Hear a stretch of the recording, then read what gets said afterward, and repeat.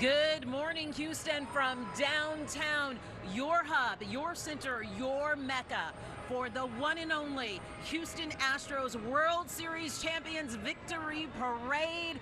We are ready to go, about 2 hours away from the start of the downtown parade. Mia Gradney here with KHOU 11 News, along with my amazing colleagues. Len Cannon here, also Jason Bristol, our sports king, who's been traveling all over the country covering this team in the playoffs. And even though the parade has not started yet, you can see behind us there are buses going down the road. It looks like the parade has started, but it's still preparations for the parade. The people already packing in. We got here at about 8:30 this morning, and there were already people here lining the streets. I know Jason Bristol, they know we're on air at the same time. Same thing for you as well. No doubt. And really, this is a reward for all those fans who couldn't be at Game 6. Of course, the Astros, the first team to win a World Series at their home park since 2013. Which is amazing to me. It is amazing, but that just shows you anything can happen in a World Series. And this time, the Astros nailed it down in 6 games against those I Phillies. forgot about the losses we had at home the last couple of years,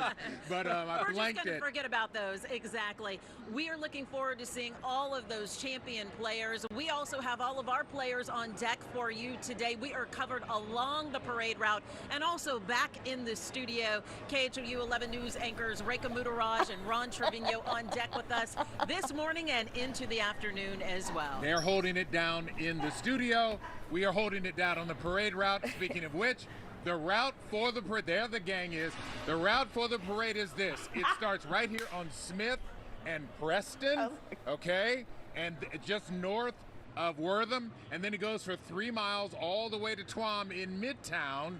So it's going to be a nice straight line. There you go, And if all the way to Tuam. And if you're making your way down here, Police Chief Finner mentioned yesterday that every single spot along the parade route is a good one. So don't just aim for or head for the start of the parade or the very end of the parade. There really is no bad seat in the house today. Absolutely, and we can tell just from our perch along Smith Street.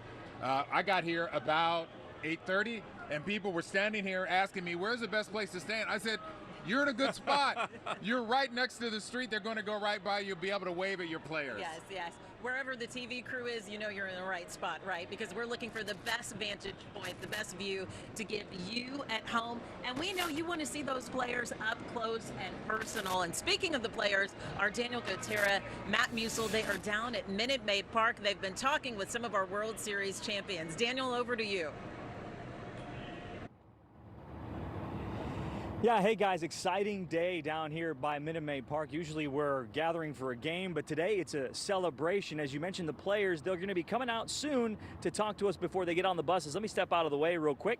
You can see the buses lined up right outside Maid Park here. They will take the players and the families all the way down to the parade route. Like you said, it starts at Smith and Preston. And yeah, it's just exciting. We're going to talk to several of the guys. Don't know who's going to come out yet. You see some of the gathered media over here to the left. They're waiting, as we all are, to talk to these guys and kind of gauge on what the last 48 hours has been like, because I'm sure it's been crazy. I'm sure they've gotten a bunch of text messages, and maybe they haven't slept very much, and that's okay because they're World Series champions and they should party for a very, very long time. Let's go a little bit more to the left here. Mars, our photographer, if you can pan out. We've got a steady stream of fans walking down. Of course, when we show you now, they're not walking, but they've been walking down all morning long. The team store at Union Station is also open on the other side by Texas and Crawford, so that's going to be open for a little while. There's a huge line there along Texas Avenue.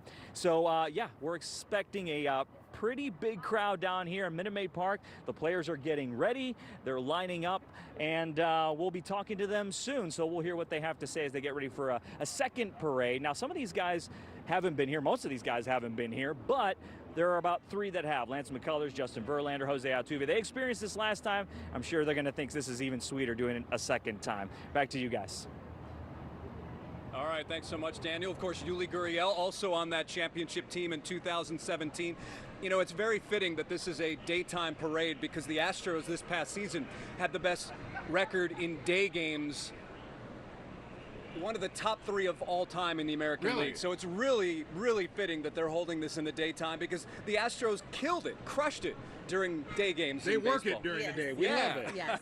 How special to know that and to know that they are going to be well received by thousands. The expected crowd here, about 1 million folks. And folks, real quick, a little bit of housekeeping for you. We're on a bit of a delay here, about 5 seconds. We're live reporting, bringing this to you all, but about a 5-second delay from here in downtown Houston on your TV. And I heard Dusty on the field after Game 6. They said, we won the World Series, and then he goes, now we're going to party. So that's what we're about to do here, right here in downtown Houston. But let's go to Matt Musso. He is also at Minute Maid, standing by to talk to some of the ball players. Matty!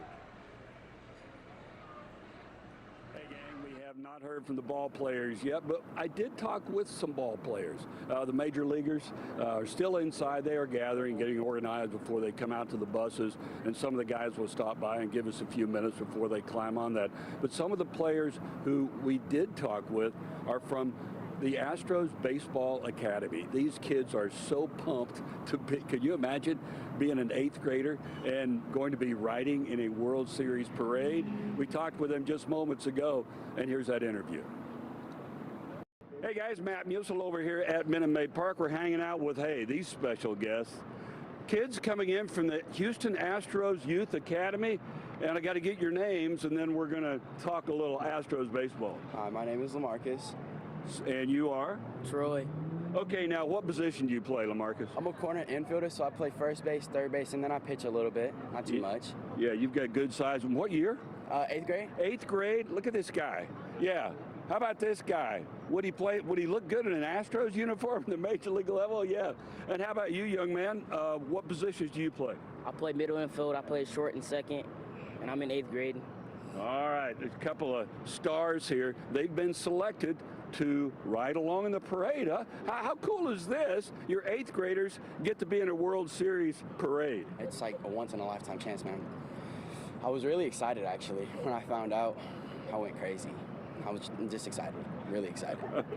Yeah, I guess so. How about you? It's pretty cool to be in the parade.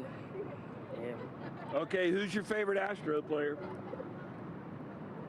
Jeremy Pena.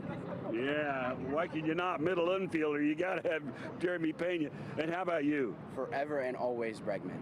Forever and always. Always. Okay, and why? Why Breggy? Bregman, he's just got the work ethic. He got the grit. He's got the swagger to him. He's just everything that you want to be. Like, what else can you say? And how about you love Mr. Pena? Boy, there's so many reasons why. Why do you love Jeremy Pena so much? Because he plays my position and he hit 20 home runs, I think, in his rookie season, regular season, right? Yeah, something like that. And he won LCS MVP and World Series MVP, so that's why I like him. It's pretty good. How great is that? You guys aspire to be Major League Baseball players, right? How does the Astros Academy help you? Oh, it's great. They have scouts come talk to us in the summer, actually. We got to talk to some scouts that work here. They let us meet James Click this summer.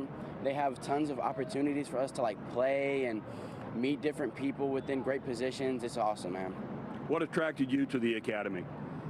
Just the work ethic that they put in. They have drills and stuff that helps you, especially with infielders and outfielders. So yeah, that's why I like the Youth Academy. All right, guys. How about it? Hopefully these two future major leaguers, I would love to see that. Guys, enjoy the ride in the parade today. How special is that? They're from the Houston Astros Baseball Academy, and they are going to ride in the parade. Now back to you guys.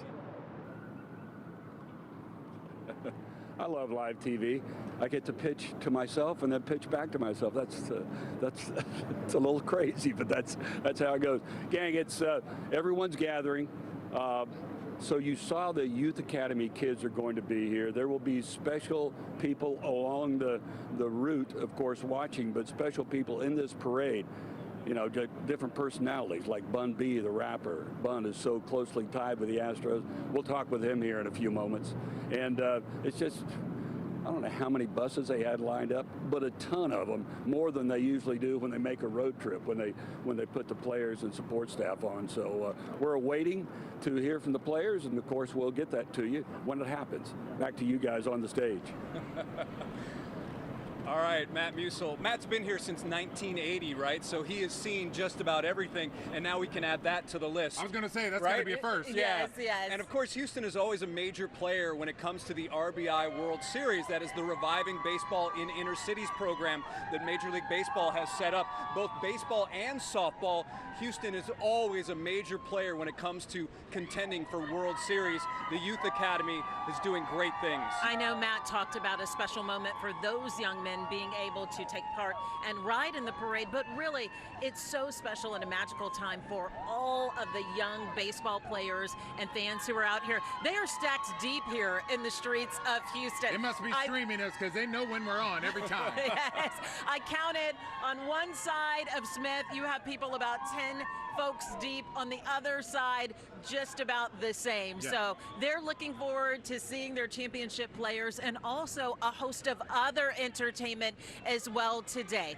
We are going to see two marching bands and the best of the best. Talking about the Ocean of Soul with Texas Southern University. Of course, Texas Southern University has a very close tie, bond, and relationship with the Houston Astros organization. There's a lot of scholarship money that goes there, a lot of mentoring opportunities. So the Ocean of Soul rightfully having a place in marching in this parade today. Also, the University of Houston, the Cougars will be representing in downtown H-Town as well. And they have fans. They're going to want to hear, they're going to want to cheer, they are going to dance and have a good time here this afternoon. Absolutely. As we take a look at the live shot at the parade route, got law enforcement standing there right now. Again, the parade does not start until noon. The highlight, of course, will be the players that go by. The fans will go crazy then. But as you mentioned, Mia, we will have Bun B. We're going to have some politicians in this parade. Obviously, the mayor will probably be on one of the floats. So it's going to be a nice crowd. The bands will ramp it up. And then when the players come, and speaking of the players, we were talking about, Matt was talking about the Baseball Academy. Mm-hmm. You know, think of 2017. Where was Jeremy Pena in 2017? Our rookie, Where was right? he? He was like in high school or something. No, he wasn't that far. But Okay. yeah, I mean, that is what has been so great about this Astros team, that they have those foundational pieces, right? But they've also supplemented it with relief pitchers and adding a starter here and there, and then the rookies that come up. It really has been something, a model that other baseball teams are now looking at and trying to duplicate, and it's not easy given the success that this program There's has so had. there's so much depth there Yeah. with this team. You Yep. have rookies like Pena, Yep. and then you have seniors like Justin Verlander, JV, and Alex Gurriel. Bregman as well. And the too. international signings have been huge. Without some of the signings from outside the U.S., Framber Valdez, Christian Javier, Jose Urquidy, Yordan we might not. Alvarez. Yeah, we might not be here right now. Yordan Alvarez came in a trade from the Dodgers. That's but right. but when you look at what those guys were able to accomplish, without those guys, that group of players, we may not be standing on this stage. Yeah, it's pretty amazing. And you know what else is amazing? The fans, Zach Tawatari, along the parade route now. Zach, what you got? That's right, guys. We're at the start of this parade route, Smith and Preston Streets. The start of this 1.7-mile parade route. These fans showed up early and often. How excited are you guys to see this?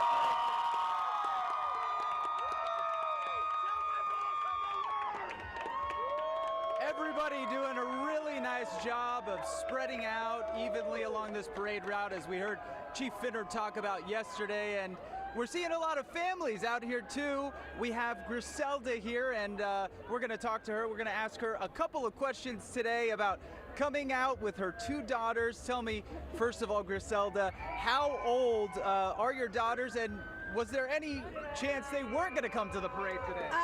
That's her cousin, but my daughter, I'm sorry? my daughter's school was already off Monday and Tuesday, so I brought her with me. So they're 8. What time did you guys get out here today? We got here at 9. Yeah. And what's it been like so far? It's great. It's hot, but it's great. Go Astros! Great. So you see, these guys are pumped up to be here. They've been coming out since early this morning. We saw people lined up since we got here at least 4 or 5 hours ago. So it's been a great time out here so far, and we can't wait to see, of course, the players go by. I think that's everybody's favorite thing that they're looking forward to. For now, we'll send it back to you as we continue to talk to the fans today along this parade route.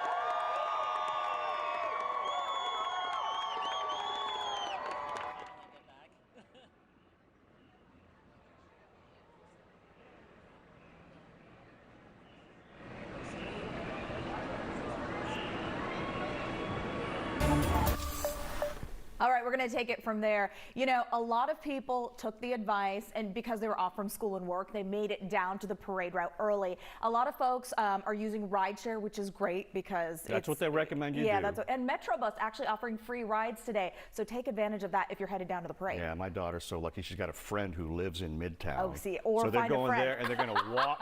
Yeah, friends are good, especially during parades and stuff. Yeah. But there are a lot of roads that are shut down. Let's check in. Jennifer Reyna, look at that jacket. Hey, look at that. Hey, jerseys, jacket, whatever Astros gear you've got on. I don't know if it fits you, Ron. It's a little on the small side. You'll try it on during the break. All right. Maybe it's got a little loose. I don't know. All right, folks. I know you're dressed and you're ready. You're either going to see it here, or maybe you're trying to wait for all of the traffic and all of the early drivers to get there so that you can plan to get there a little bit later. Of course, the parade starts at noon. Over 1 million people expected in downtown. We can certainly tell that it's crowded. Metro is free today. I heard about 30 to 45 minutes ago that my friend parked for free at one of the rideshare locations, took the rail line, it was the red line by chance, and got there with no trouble. It was packed, but not like super jammed up in the Metro rail cars. So hopefully that helps. I got at least a couple of people chiming in. Don't park near the parade. Smith Street is out of service. The whole thing starts at Smith and Preston, right near Wortham. So there's already a ton of people in the start point and also the finish point, which is Smith and 2am. So those are just streets that you want to stay far, far away from. Right now on the highways leading into downtown Houston, speeds as slow as 6 miles per hour, but we're only seeing congestion right at all of the interchanges where you really get into downtown Houston. I do want to also tell you that if you plan on parking yourself, which is, you know, risky, you can use Spot Hero, which schedules parking ahead of time. I saw the rates from $5 to $39, but have your tennis shoes on, be ready to walk some blocks because you will not be super close. You'll be like 6 blocks, maybe 8 blocks out. Now, if you're looking at the rideshare locations, we have the exact addresses on our website at KHOU.com, but you can see it's Root Square Memorial Park, Allen's Landing, Eleanor Tinsley Park, and the Co-Cathedral of the Sacred Heart. Those are the locations that they've set up to kind of help everybody get in place. But so exciting. We do have a problem working East 6 Freeway at Will Clayton, as you can see, but most of those highway conditions, hey, at least it's dry out there. We're not dealing with any rain and no major issues as you lead into downtown Houston. And that's going to be about your latest. For any other information, I posted a ton of posts, Ron and Reka, on my social media pages, specifically on Facebook, asking other folks what they did in 2017 on how they got there. So you might want to read up on the experiences if you have just a few extra seconds before you're darting down there if you plan on attending. All right. Thank you so much, Jennifer Reyna. Yeah, that 2017 parade was a different animal as we take a live look over Minute Maid Park, the field of our dreams. They're expecting about 1 million people out there today. Can you imagine? Incredible. Let's talk about the weather now. Weather's concerned because they're advising if you're going to go out there, take some water. Yeah. It's going to be a hot one today. I mean, it's already 80 degrees. I mean, what is it, September or November? By the way, I got to say, Jen Reyna, I got to try to scoop that jacket from you. Everyone's got their jerseys on. Everyone's got their sequin jackets on. I mean, I got an orange tie. I mean, that's something, right?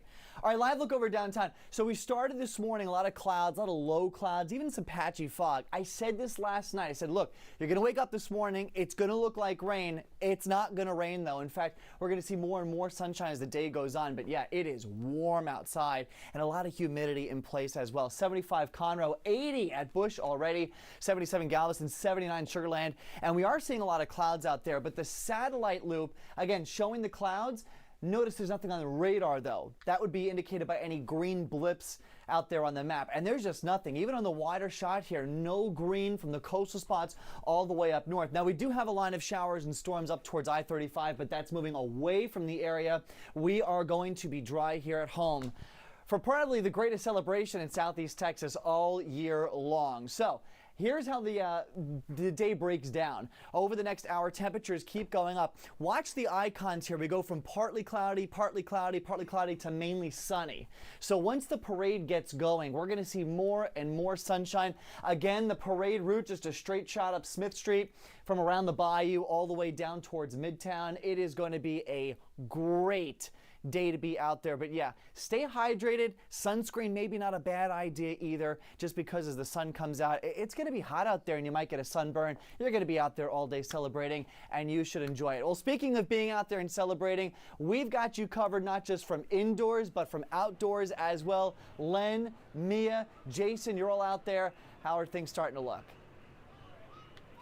I tell you, we're ready to play ball out here along with hundreds and thousands of our friends here in downtown Houston. Maybe a million. It's a sea of orange, it really is. And you know, Astros fans, the theme throughout this postseason was level up, Level right? up. And not only did the players level up, the fans did. They showed up, they showed out each and every time, whether it was at the ballpark or at watch parties, at bars, or in their own living rooms. Astros fans know how to represent. It has been an incredible season. Go ahead. You It followed has. it from day one. You know, when you go to these other ballparks and you compare it to Minute Maid and the crowd, Minute Maid is one of the loudest ballparks you will find in a postseason. Helps to have a roof. It helps to have the roof. I don't care what they say about Philadelphia. I don't care what they say about New York.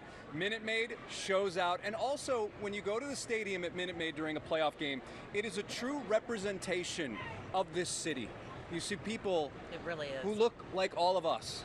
And that's what makes Houston so special. And it's something that Jeremy Booth, our former Major League scout, and I noticed when we're on the road about how Houston, the fans of the game reflect Houston. It's a true cross-section. Baseball is important to Yep. Houstonians. It Yep. always has been. It always will be. And it's so easy to do when you have a team like this 2022 team to get behind. As we know, Texas is a football state. But the Tell me about it. The Astros have given us something to really Thank get goodness excited in this about. city, in our we football roll, team. we roll. So I love it.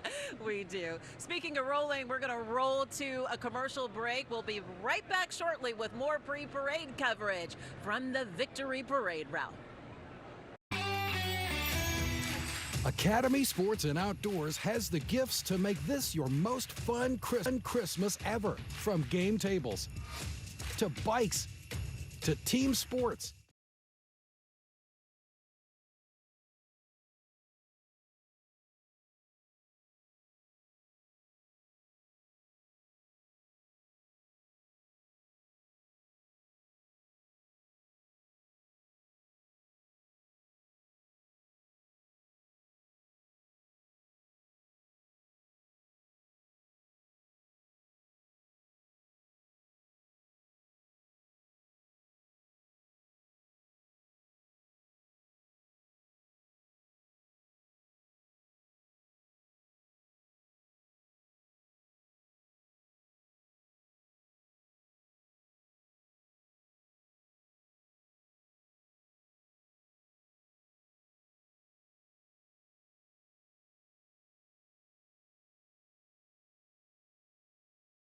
This street, this journey that we are going to take you on today that you deserve today as a fan of our Houston Astros. Absolutely. We were all there in 2017 when we got the first World Series in team history.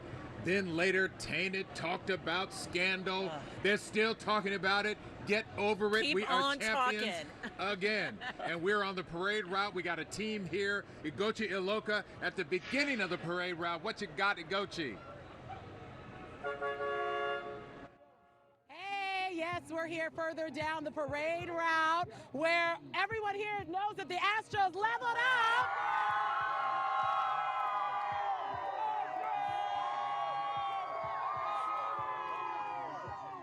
I mean, just check out this crowd. Everyone here supporting our Houston Astros, ready for the parade that starts at noon. Yes!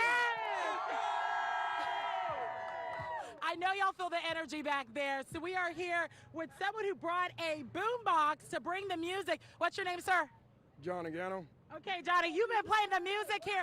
Tell us how you brought that and why did you want to bring more energy with that music? Hey, this is H-Town. It's got to show H-Town pride. Houston Astros, world time champs 2 times. Hey, got to do to pump up the crowd. Hey, fans are enjoying it. Good vibe. Let's go H-Town. Let's go Astros. Hey, Southside! Y'all hear it? Do the Southside with me, y'all. Hey! Southside.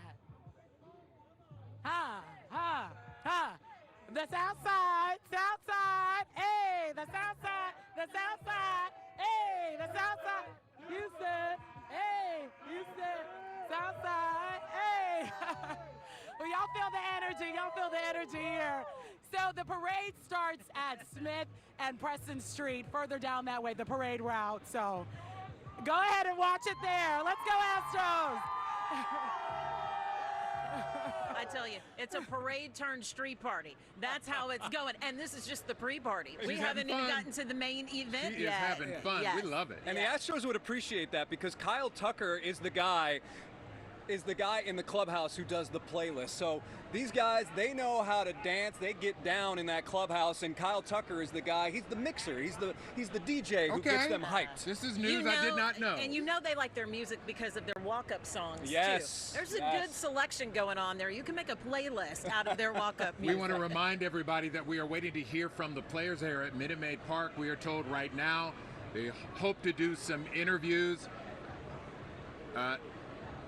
Okay, so we're going to see the players, the staff members getting on buses at Minute Maid, and we hope to hear from the players. Our Matt Musil is there, Daniel Gutierrez is there. Sometime within the next half hour or so, we hope to hear from some of the ball players because they're going to be in the parade, and that's going to be your moment. Yes, and they have a short distance to travel, right? But they are packing up and loading up those buses like it's game time, Jason Bristol. No doubt, and this is so great to see. You're seeing the people right now who aren't the ones that are typically on TV. This is also a time for the scouts and the people who crunch the numbers and the people who are in the business office.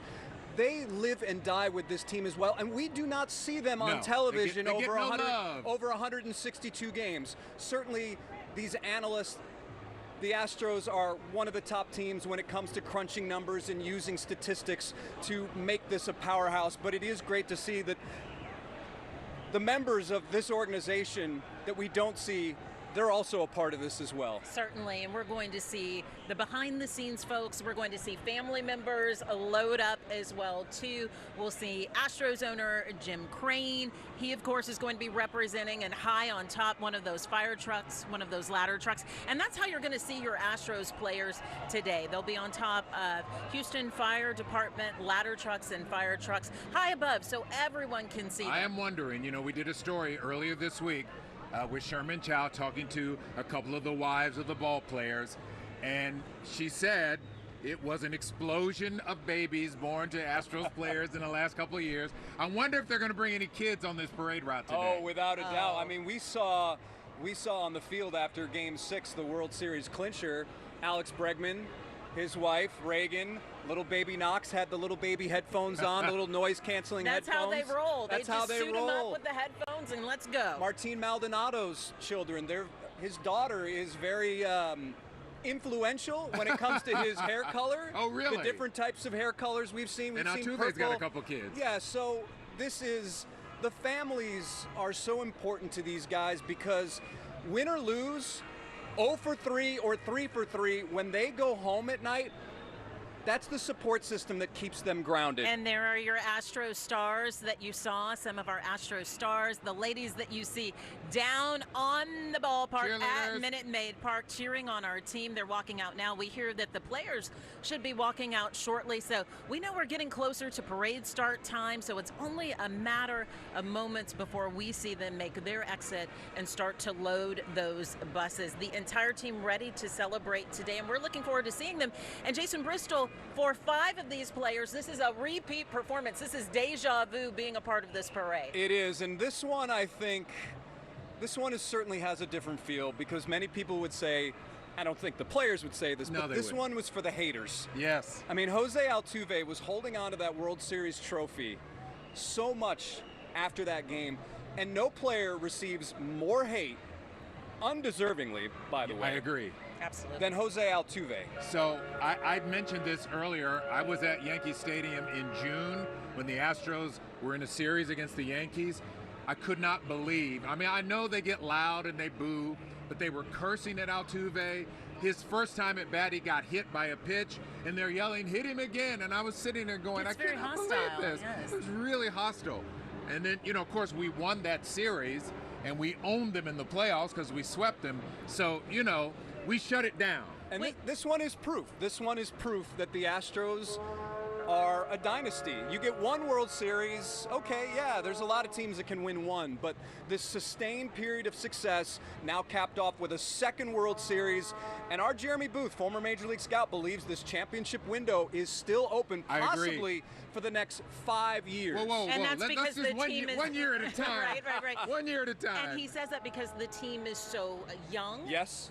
And also, when you look at contracts, there's a number of guys that certainly their contracts will be expiring, but they've also locked in a number of key players. At the very top of the list, Yordan Alvarez, who signed a contract extension during this season. Alex Bregman is locked in. You also have players who are not eligible for free agency for a few years. Luis Garcia. Yeah. You also have Jose Urquidy, Christian Javier. So you have all these pieces in place, and the fact that they're locked down is so huge. And then you can go out and supplement and find other pieces to move in to help. They have done an incredible job, because who would have thought that two of our favorite players, George Springer, yes. he's the one that hit the Springer dinger in Game 7 in the 2017 World Series against the Dodgers that won the game. And then you hear Carlos Correa, who was like, what time is it?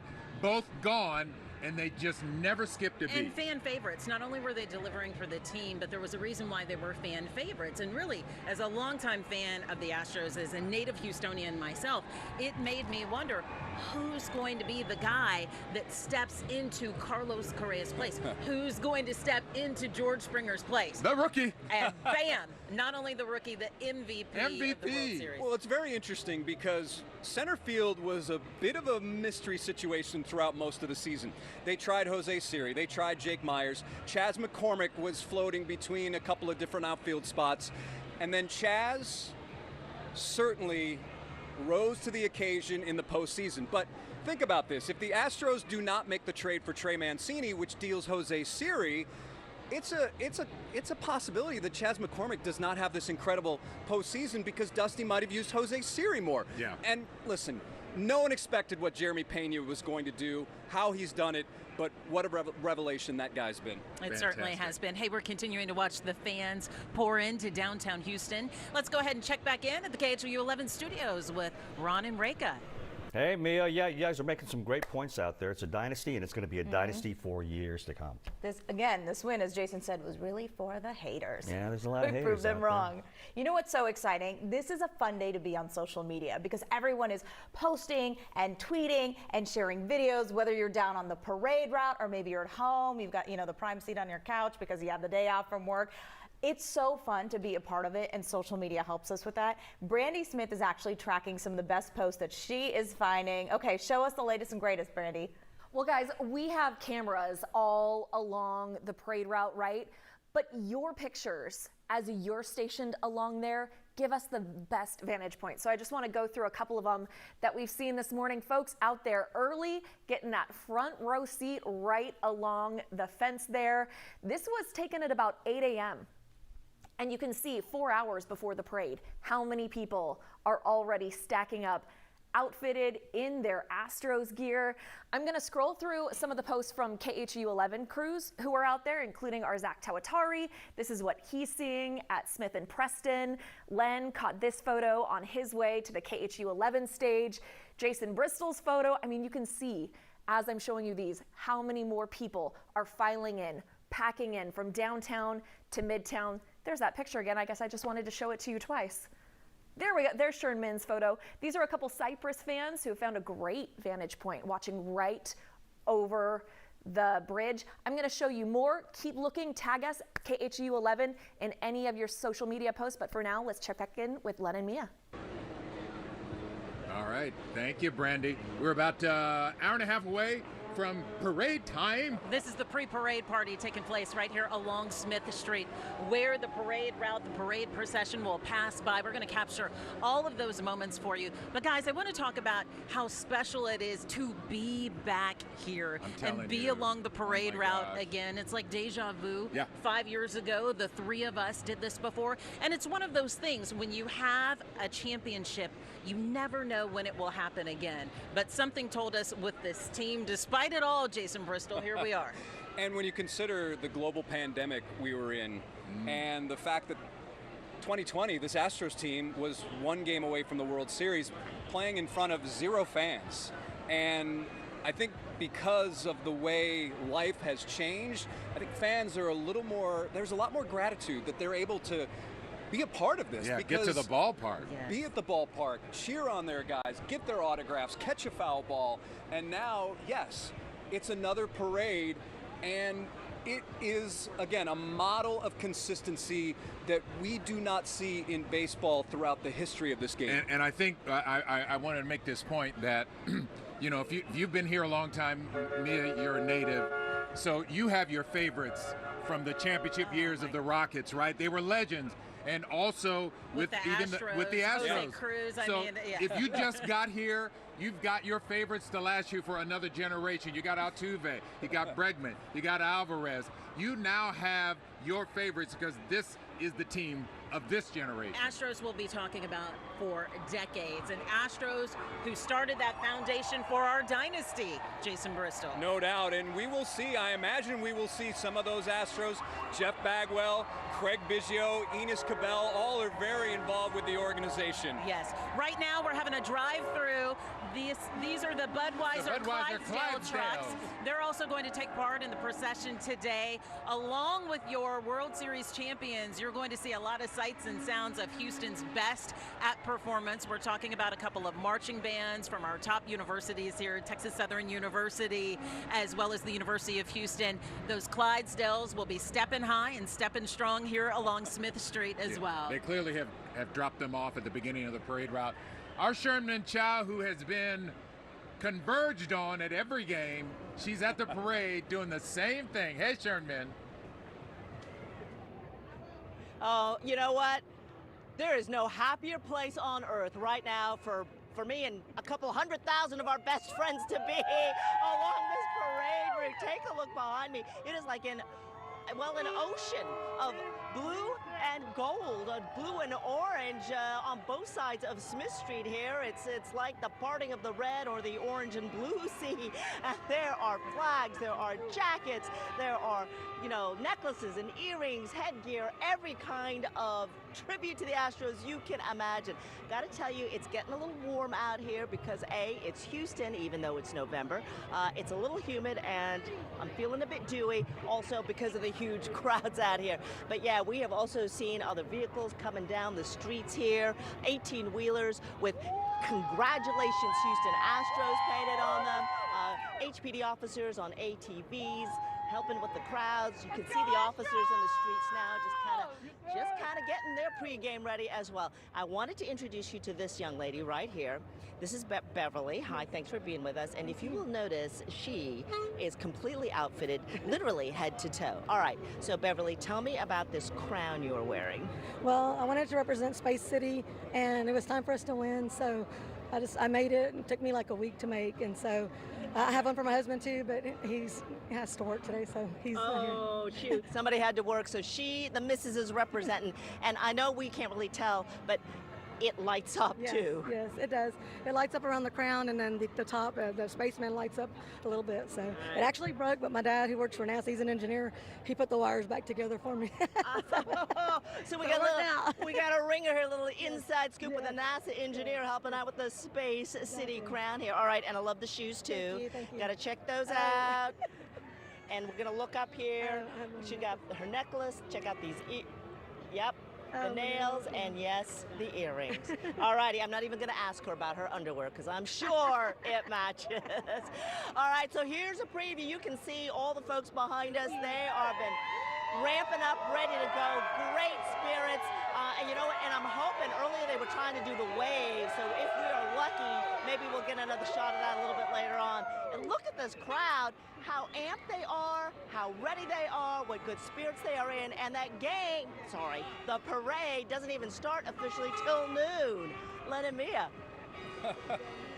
I tell you, Sherman, I feel underdressed after you visiting with that young lady. Everything from the commissioner's trophy, had gear, she had the nails going, the shirt, but you've the got wardrobe. Earrings. Show the earrings, Mia. Come on now. Oh, you know I do. There we go. I have a whole Astros wardrobe that dates back all the way to 1977. Yes, absolutely. Can't fit it all anymore, but it's all there. I wanted to point out, a friend of mine sent me a text with a picture, Yordan Alvarez swinging a bat, hitting the Liberty Bell of Philadelphia. Yeah. That speaks volumes. Yes, making that crack a little bit bigger. That has definitely been circulating. We broke some hearts. And it's amazing because Yordan, up until that point, did not have a good World Series. He was 2 for 21. And then Jose Altuve Alex Bregman, Dusty Baker, before the game, all said to him, this is your time. This is going to be your game, and Jordan delivered. Boy, did he go deep. Talk about deep. That's one of the deepest, right? 450 feet over the batter's eye in center field. A baseball executive texted Jeremy Booth, our Major League Baseball analyst, and said, I've never seen a ball hit over that batter's eye in a game or in batting practice. And Jordan Alvarez, he has immense power, 37 home runs during the regular season. This is a guy who's going to hit 30 to 40 home runs every season. But all of you people out there already know that. We know that. And the only reason we didn't hear more about him was because of what Judge was doing. Yes. Which was ridiculous. Yes, so, no doubt. You know, but look. Okay, right. we want to get to some live pictures right now. We understand the man that the Astros did it for, do it for Dusty. Dusty Baker is making his way out of Minute Maid Park, getting ready to load onto those buses. The Astros really wanted to win this for Dusty. Oh, without a doubt. And Dusty Baker, when you look at the number of career wins for him, Dusty Baker, more than 2,000 career wins, 2,093 at the end of the regular season. His faith in his players is what sets him apart. Guys go 0 for 10, 0 for 20. He still believes in them, and there is a lot to be said about that because the margin of error in Major League Baseball is so slim. You need a guy behind you who believes in you. Sometimes that is the difference between winning and losing. I know in the post-game show, Dusty Baker had talked about, for him, he was asked, do you feel a sense of joy or do you feel a sense of relief? He said he feels joy because he wasn't thinking about it. All of us were thinking about it, how he had not yet clutched that championship ring. And so he just said it's nothing but pure joy. But that's Dusty. I mean, we hear from him before every single game, and Dusty's the coolest guy out there, cool. right? He's got a little swag. He says dudes a lot. I like that. Hey, we'll be right back with our parade coverage after this.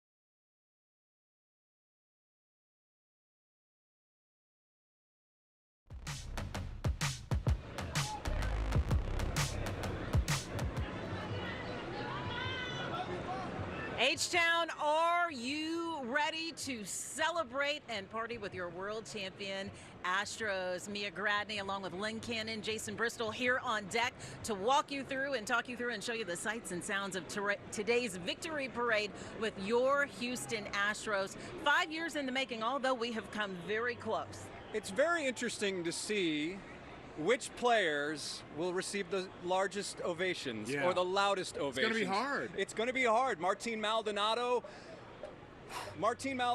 is one of these guys who plays hurt. Martin Maldonado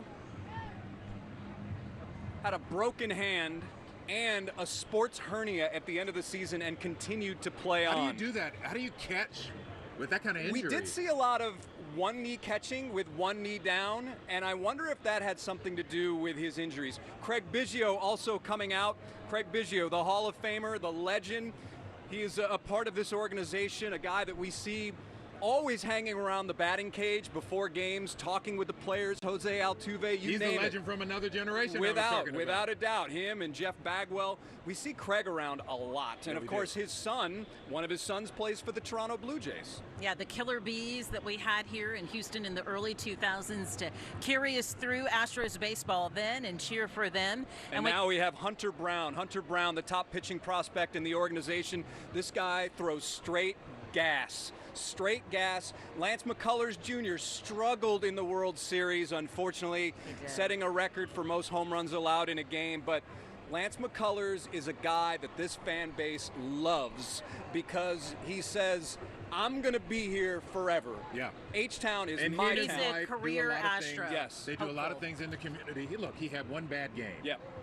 It's going to happen. It happens. Yep. He can make up for it. He'll get another shot. We also see Ryan Stanek, who is lights out as a reliever. Ryan Stanek, a guy that James Click, the general manager, brought in and really solidified that bullpen. There's Jason Castro, a former first-round pick, got hurt this season, longtime major leaguer. He's one of those guys that in the clubhouse, the guys rely on for advice, their approach. So Jason Castro, even though wasn't playing, is a huge portion and part look of this at team. that hardware right there. You know what that is? That's Don't the drop it. commissioner's trophy. Remember last time? Somebody dropped it. 2017. Yes, took a little ding. It got dented up a little bit because it was dropped or knocked over during a private event. Well, it's hard too, right? Because on a day like today, it's going to pass through so many hands. Presley's kid has got some wild hair. That hair that's like a Yuli do right my there. gosh. Ryan Presley, La the Peña closer. haircut. Wow, and of course he and his wife Kat is very active on social media, and Ryan Presley was also lights out. He pitched in 10 of the 10 games, 11 games this postseason. So reliable for this organization. So reliable, and that was really the story of this team with the bullpen. The bullpen was the best in baseball and continued to be during the playoffs. And there is Chas McCormick. Chas McCormick, a product of Millersville University in Pennsylvania, D2, and becomes one of the heroes of the postseason, of course, making that incredible catch in Game 5. You and McCormick have a little history because I saw you in Philadelphia talking to him on the field after he made that catch. Chas McCormick is from Pennsylvania. I worked in Pennsylvania for 11 years, and there, of course, is Justin Verlander. And Len reminded me of this before the broadcast, that Justin Verlander and Kate, they were not here for the last parade. They missed the first party. They had a big shindig going on. Called a wedding. Yeah, that was it. What was that about? What would upstage this moment? Oh, one's wedding. It was okay. It was okay. And Justin Verlander finally getting that World Series win that he did not have in his career. And Justin Verlander was a guy who, obviously, coming back from injury, really put things in perspective. And there is the rookie star, potentially a superstar at some point. That is Jeremy Pena, the man who won the American League Championship MVP and, of course, was the World Series MVP. Let's listen in at this point right now. We're hearing from some of the players.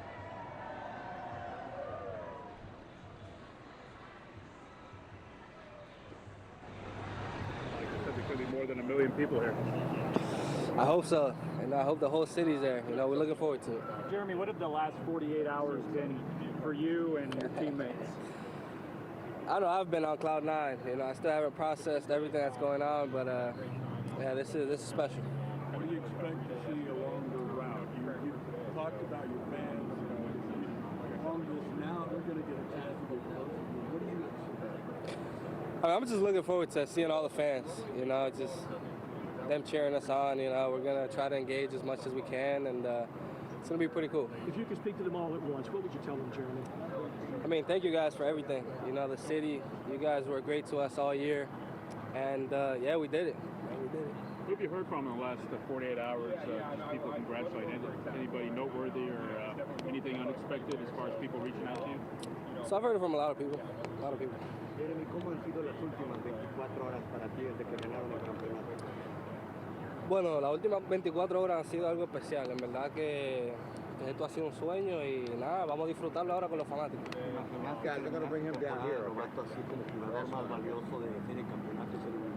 Bueno, yo digo que el plan siempre ha sido ganar, porque aquí en este equipo hay una cultura de ganar y volver a la Serie Mundial y gracias al Señor se nos dio. Okay, guys, I'm going to bring him down here, guys.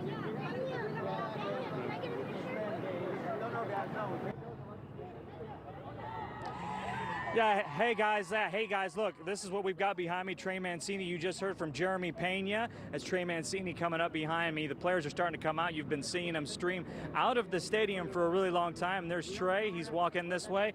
Come on, if we can follow with him and see if we can listen to some of the things he has to say. I mean, obviously Trey Mancini had a big Game 6, and this is such a huge moment for him, for sure. What do you expect it will be like? They said more than 1 million people could be here. Yeah, that doesn't surprise me. I heard they shut universities, schools down today and everything like that. So just so it shows how special it is to play here that everybody's going to come out and support us like that today. Trey, what have the last 48 hours been like for you? Incredible. You know, we had a good time celebrating the other night and got to hang with family yesterday and kind of recover and prepare for today. So can't wait for today. Trey, if you could speak to all the fans at once, what would you like to tell them? Just thank you so much for your support. You know, it means the world to us. We felt the love the other night, and to be able to clinch here at our home park was absolutely incredible. Have you thought about if you would want to come back here next year? I mean, of course I'd love to. I had such a great experience here, even, you know, throughout, you know, some of the trials, you know, that I went through at the plate. You know, this team, just being a part of this was absolutely incredible. It made a tough time enjoyable. So you know, that's all I can say. You know, they were just so great. Thank you, Trey. Yeah, thanks. Alex Bregman coming up. This is awesome. Cannot wait. There's a lot of traffic coming into the ballpark today. Actually got to see tags on the way in when we were driving in. So a lot of excitement. Super excited for this day. Finger's good.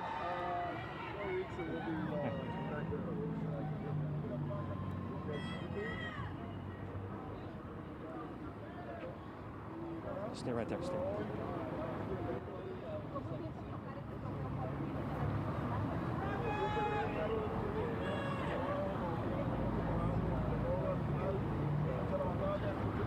This was your dream to have this happen and do it in front of your hometown fans. What's it been like? Dream come true for every single person in here. You know, you work all year long very hard to try and accomplish winning a championship, and we did that. I'm so excited. How crazy it will be to have more than 1 million people out here celebrating with you. It'll be crazy, but awesome at the same time.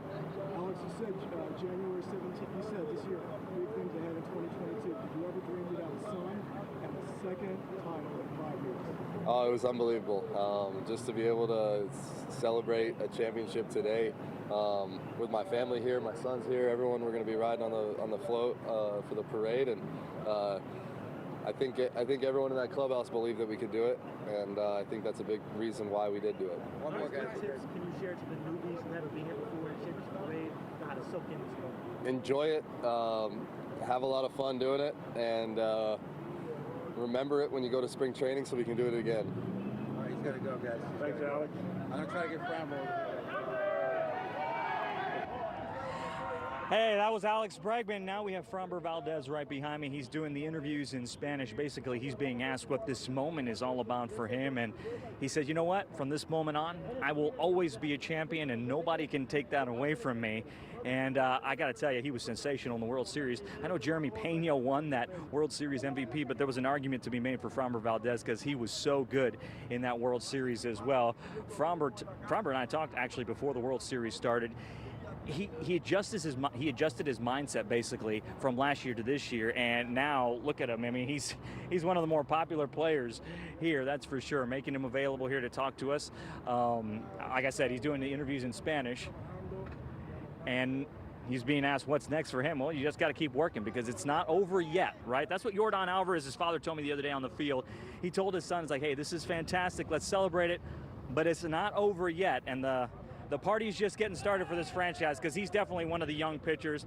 And there's Framber. He's leaving, and the players are about to get on the bus. Don't know if we will hear from anybody else right now, but we will keep you guys posted. Guys, back to you along the parade route. Me siento muy lleno de orgullo, muy lleno de emoción al ver que ganamos la Serie Mundial una vez más con los Astros, y me siento bien porque el equipo está contento y la ciudad está contenta. Yeah, the last 48 hours for me have been filled with a lot of different things, a lot of emotion, a lot of pride for me. Obviously, we won the World Series again, and I feel very happy for us and the Astros fans. Framber, what would you like to say to Astros fans? You can speak to them all in unison. ¿Qué quiere decir a los fanáticos de los Astros? Si puedes decir algo a toditos. Le damos salud, le damos gracias a los fanáticos de los Astros que nos han apoyado al máximo y es reconocido y reconocimos su apoyo. Los queremos mucho, como siempre lo digo en la entrevista. I love you, fan de Astros, and that's it. Thank you so much. Yeah, obviously. All right, we got to go, guys. Yeah, obviously, just want to say hello. Thank you all the fans for all the support. You guys supported us through the match, and just want to know that we do recognize that and how we finish saying. Thank you. Thanks, Framber. Good to see us. That's the last guy. Hearing from pitcher Framber Valdez, there's such a star here in the postseason he is, and the players giving us insight on just what the last 48 hours have been like for them. So special, exceptional. And we also peeled back the curtain a little bit.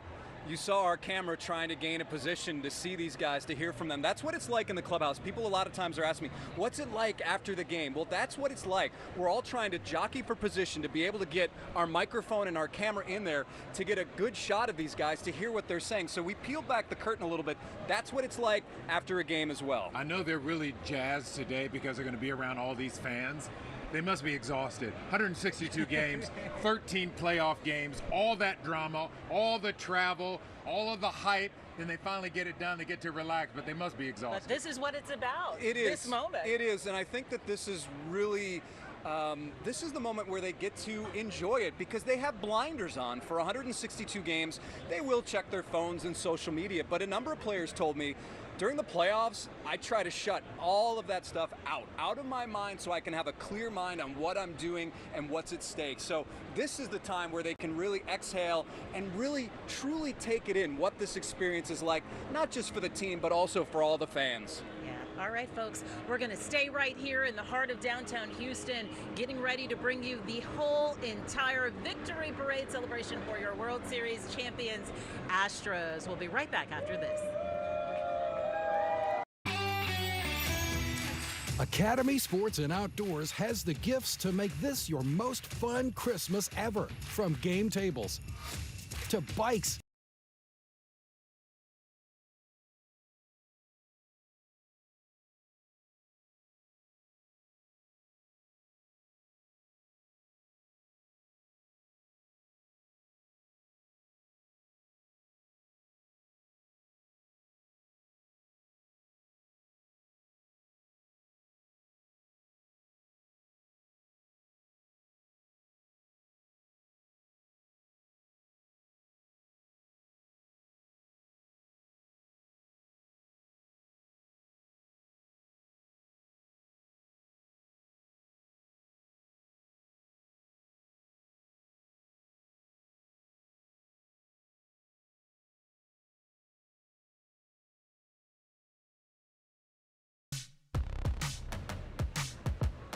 It won't be long now. We are counting down to the start of our celebration victory parade with the World Series champion Astros here in the heart of downtown Houston, H-Town, representing this morning.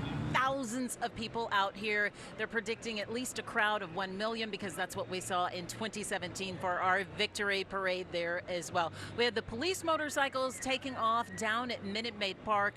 Just right before the break, we saw some of our champion players, Daniel Gotera, visiting with them. The police motorcycle escort getting ready to roll here, and then rolling out, shoving out of Maid Park will be your World Series champion Astro and players. the buses, as they start to roll out here, man, when they get downtown and the fans realize that the players are here, it is going to erupt for an entire 3 miles of the parade route. And this is also how these guys will travel during a road game at Yankee Stadium, Citizens Bank Park. They arrive on buses with a police escort. These fans, happy to see them. When you're in those other cities, there's some different kinds of salutes being done. Absolutely. This is what we've been waiting for, to see those buses on the move. You can't have a victory parade without the people you are celebrating. So it won't be long now before we get started. We have some overhead shots courtesy of Air 11 at this hour, giving you the full view, the full scope of what downtown Houston looks like as it prepares to celebrate along with the Houston Astros. What a weekend it's been. I think for so many people, the party hasn't stopped since Saturday night. It has not stopped, and our Zach Tawatari is one of our team members along the parade route. Let's go to check in with him now. Zach. Something like that. Sure. Are you good with that? Darren is just first to say it. What's your name? Zach Lee. Hi guys, yeah, we're at the beginning of the parade route here at Smith and Preston, and one of the big things I've been noticing, This line here is like 40, 50 people deep all the way back here at the start for people waiting to get a view of the players as they come by. We're just about an hour away from the start of the parade. And one of the coolest things I've noticed here so far is just all these different names on the backs of these jerseys. We've got Altuve, Urquidy, Bregman, we've got Alvarez. And, you know, we've talked to a lot of fans about why this team connects so well with the city. And we've got a big Astros fan here, as everybody is. So, first of all, tell me, what's your name? Hi, I'm Zach Lee. Zach, okay, I like that name. Very good. So tell me, we're just talking about this. Besides the last out of the World Series, obviously, what was your favorite moment of the postseason? There were 2 Alvarez home runs that I think tied. Just turned it all around. Can we get a cheer for the Alvarez? And I also wanted to ask you, speaking of just all the different names we see, all the different favorite players that people have, why is it that this team connects so well with the city of Houston? Well, look at the city of Houston, man. We're all kinds of people, and the Astros are all kinds of people, and we see ourselves in them, and it's awesome.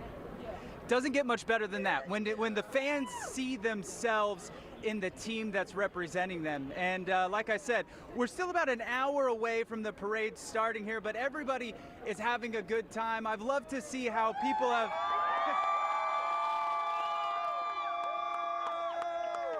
You hear it, everyone just so excited to see these players, but it's been really nice to see everybody spread out. Everybody has been so nice and cooperative, and you know, we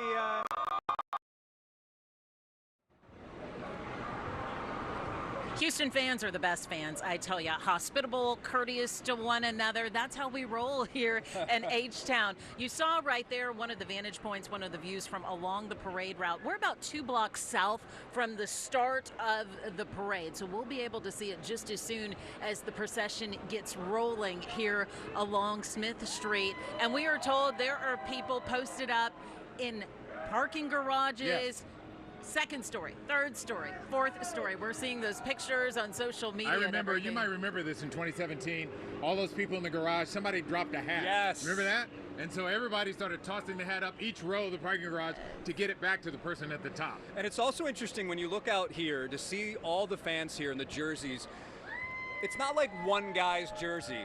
It's Bregman, Altuve, Alvarez, and that just shows the depth of this team and the star power it has. The star power, the connection that they have with these fans, it is a special one. And speaking of fans and fans who are special, our own Sherman Chow. Let's check in with her now along the parade route. Sherman. Hey guys, I tell you what, we are outside here a little bit, a couple blocks down in the parade route, a little bit past the halfway point. Walk with me. I just want to give you a little bit of a tour. You can see the seas and oceans of people. And they've been warming up their vocal cords all morning. And we're actually walking by one of the local downtown hotels here, and we have met people from Tomball and elsewhere who literally go out the front doors, grab a cup of coffee, and enjoy it, not worry.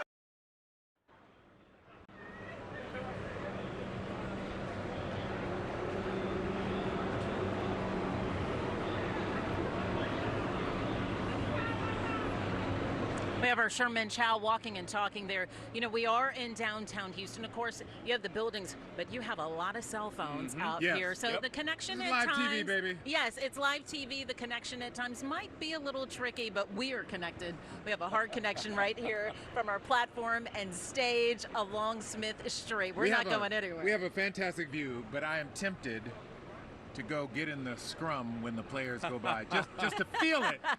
And if I need help, come get me. Microphone, right? We have If I a need job help. to do. We have a job to do, but that's living in the experience, and it speaks to what type of fan you are, right? We I are love this sports team. fans through and through. We are Astros fans through and through. I mean, this is living the dream right here for yours truly, having grown up in the city of Houston. But here's the thing: whether you got to Houston 20 years ago, 10 years ago, 5 years ago, or Saturday.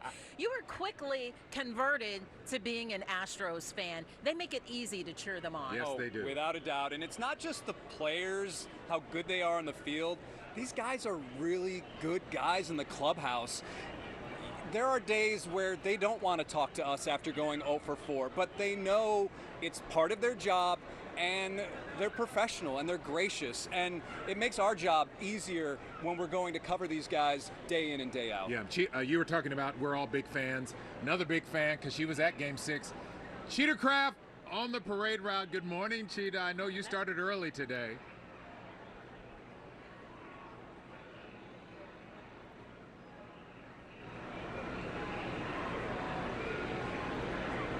Okay, so we have no audio from out in the field, but that's okay. Yeah. Because we can keep on talking and wait till the parade gets here. Our mics are open. We can keep talking all the way through tonight at 10 o'clock. That's how excited we are about the Houston Astros and to have this opportunity to celebrate the team. And for so many Houstons who have this opportunity, we're talking about several school districts who have no school today, for the entire school district. So the staff, the students, everyone can enjoy. I know some offices are closed here in downtown Houston. A little bit of a logistics thing for them as well, but in talking to my friends and family who work downtown, they want to be a part of this as well too, because this is an experience that you will come and you will share with your friends and your family, and you'll remember it. You know, for example, I remember being at those Houston Rockets parades, those Clutch City parades, and those are memories that I will have with me forever, just as people will have this World Series championship victory parade with them to celebrate for years to come. And again, what's so great about postseason baseball is you never know who's going to be the next star. Jeremy Pena at the beginning of the season, everyone was talking, can this guy replace Carlos Correa? Then he has a we had our doubts. He has a really good regular season, and then comes the playoffs and the postseason, and it's the questions to him are, will you be able to handle the spotlight? Looking back, it appears that those were very silly questions based on what he was able to do. Boy, were they. And then Chas McCormick, another guy. Trey Mancini, who didn't have a great postseason, but makes an incredible grab in Game 5 to end the 8th inning and stop a Phillies rally. That's the beauty of playoff baseball. That's the beauty of watching playoff baseball. You never know what to expect. We were talking about Jeremy Pena earlier during a break, Jason, and I said teams didn't know what to expect this year. Come next year, they know what's going on. Jeremy Pena will now be a guy that teams will have to game plan for. Based on what he did on this stage, the glove will always be there. Of course, he is the first rookie shortstop to ever win a Gold Glove. Think about that. Some of the great players in baseball history, Ozzie Smith, Luis Aparicio, none of them won a Gold Glove as a rookie. Jeremy Pena did it. The big question is, how will he adapt next year? There's always a talk of the sophomore slump. Hitting will be the true test, what he can produce in the batter's box. I think he'll be fine. He seems like a level-headed kid, the way he handled himself this year. We want to give a shout-out right now because, you know, it takes a big team to make this happen and to have all of this together. Our KHOU 11 engineering team, we want to shout out to you for getting this set up ready in a hurry. We didn't know till Saturday night late. The parade was going to be on Monday. It was very late. And let's to our team on the engineering, thank you. And we have a lot of team members at KHOU who are diehard fans that didn't want to talk about a parade because we did not want to jinx our team as well. So we love our team behind the scenes. Couldn't do it without them. So appreciative today. All right. Right now we're watching from above. Air 11 capturing the team buses on their way to the starting point for the parade, where the procession will get started just 2 blocks north of where we're located here in downtown. And our Zach Tautari is close to where the buses are arriving. Take it away, Zach. Guys, we're getting a huge crowd reaction right now because we're seeing these buses come by here. They're turning the corner here at Smith and Preston, and we believe this is the players coming in here right now. Everybody could not be more excited to see their favorite players coming down Smith Street right now. You hear the Let's Go Astros chant. Everybody getting up for this right now as we're just waiting. We're waiting for them to turn the corner. I see jerseys and I see people piling out of these. So they're just about a block north of us here. Again, we're at Smith and Preston, the start of this 1.7 mile route. And I'm trying to see over the heads of all these fans because it's so packed here along the street. Like I said, right here, it's going 40, 50 deep. You see lots of cell phones in the air. Everybody hoping to just capture that moment as they come by right now. So just very exciting stuff as we're waiting for them. This is, you know, we're getting closer and closer to the moment that we've all been waiting for. Champions come by. These fans, like I said, lining up from hours and hours ago this morning. So we're going to stand by, and as soon as we see the players, we are going to bring that to you right here on KHOU. For now, send it back to you guys. Absolutely, Zach. Thank you. As soon as those players get off, hopefully there's not a mob rushing the players. I'm sure they have plenty of security. It's going to be thrilling. We're less than an hour away from the parade. We'll be right back. A dripping faucet, toilet always running? Call Village Plumbing and Air today or schedule online and get $50 off any plumbing repair. Serving the Houston area for over 75 years. Trust your home to Village.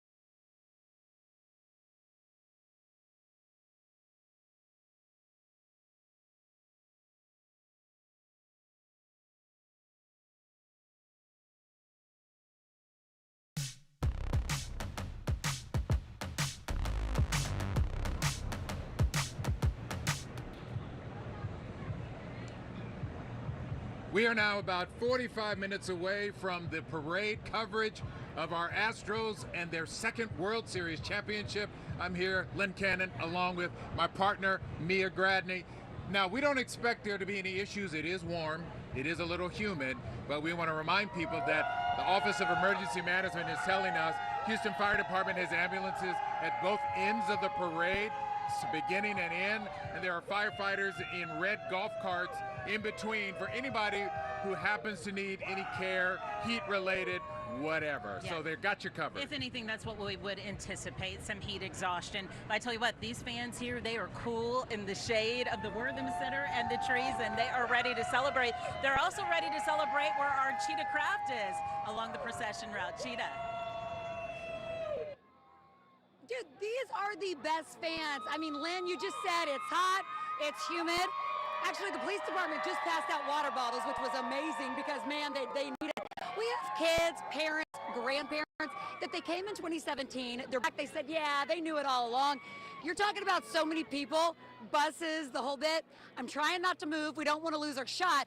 But let me tell you, the best fans to come out here at 6, 7 a.m., okay, hours and hours before the parade even starts at noon, and they do not stop. We talk about relentless.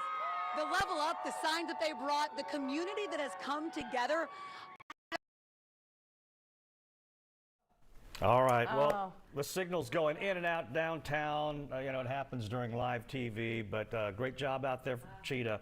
Yeah, this is not her first parade either. No, it's not. And you know the thing about Houston fans, I mean, they were so excited. They are so hyped and ready to go, but they're so like thoughtful of everyone else, and we keep it classy. Yeah, yeah, and if you can't make it out there, just stay with us all afternoon. And I want to tell everybody, listen, this doesn't happen every day. No. Just soak in the moment, you know? I mean, we've all been on the high since Game 6 Saturday night. Let's keep it level and just breathe it in, because it doesn't happen every day. No, it doesn't. I've been an Astros fan since before y'all were born, probably, okay? So believe me when I say, soak it in and live in the moment. Yeah, this is a huge moment for our city. We do want to cover a couple things, information you need, really. We're talking about traffic and weather. We're going to go to Jennifer Reyna now for a look at traffic. How's it looking close to downtown, Jay Ray? Hey, Reka, Ron. It's like when you're cruising, it's the only time where you're like, I'm bumper to bumper, but you're probably waving at the person next to you and you're like, yes, go Astros. And you just don't care about traffic. It's one of those days where, you know, suffering in it, we're all in it together. Yeah, that parade starts at noon, Metro free all day, all night. They're going to try to keep you moving in and out of that area.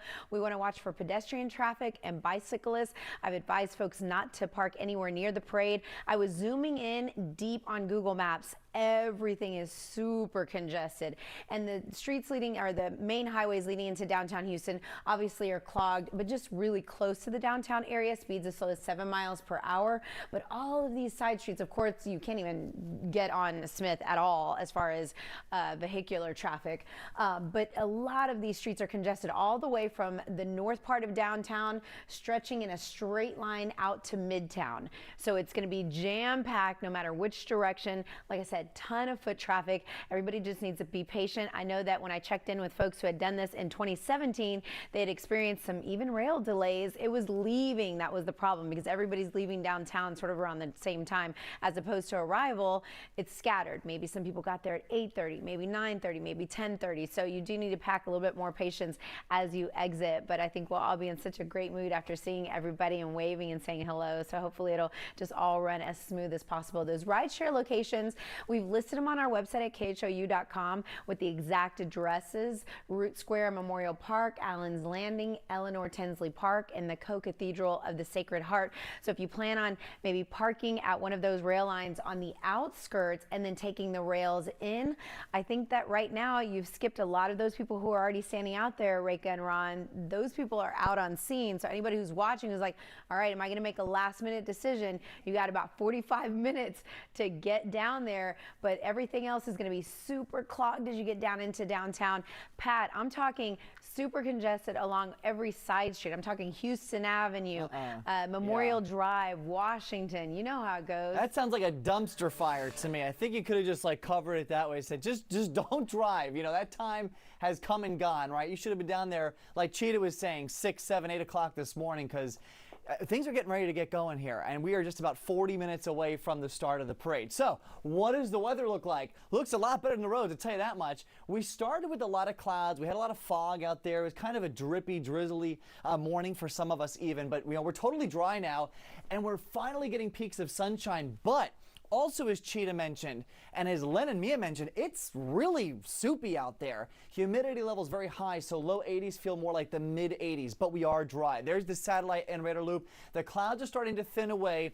Any shower activity is well north and west along I-35, and it's moving in that direction. So the parade forecast looks good. This weather will continue to improve as we go through the day. We go from mainly cloudy skies here at noon, with temperatures in the mid 80s, to mainly sunny skies as we get into like the 2, 3, 4 o'clock hour. So look, you're still going to be trying to get home at that point. So I think a lot of downtown still busy through the entire day. Bottom line, mid-80s, sunshine, but a lot of humidity. So here's a high-resolution version of our future track, just kind of focusing on the Houston area. No green across the Beltway, which would indicate any rain chances. And even on the wider shot, I think we stay dry here as we go through the rest of the day. No thunder or lightning threat either. I don't want to forget about tomorrow because that's another big day with the elections going on. Election day, your forecast looks good for that. Maybe 1 or 2 spot showers, especially north and east of the area. But all in all, the forecast looks good. And we hang on to the warmth. I just want to give you the 7-day quick all the way through Thursday. Another cold front comes in for the weekend. We're down to the 60s then by next weekend. But Len, Mia, Jason, you guys have a great assignment out there. Just a little bit on the warm side. Hey, we can deal with the heat as long as it's not raining. This crowd is good. Right now, we're watching the buses pull out, and we have to assume that they drop the players off at the start of the parade. They're probably going to load up onto those ladder trucks from the Houston Fire Department. They'll sit high from atop of, wave to everyone, and celebrate with the thousands of fans who are here along Smith Street, the whole distance, the 1.7 miles, waiting for their chance to cheer on and say congratulations to our paid advertisement for legal services. Here are 3 things that every Texas biker should know. Respect the road, respect other bikers, and after a crash, call Terry Bryant. Call 713-973-8888. 38 years ago, his back was broken, but his spirit was not. Greg Abbott.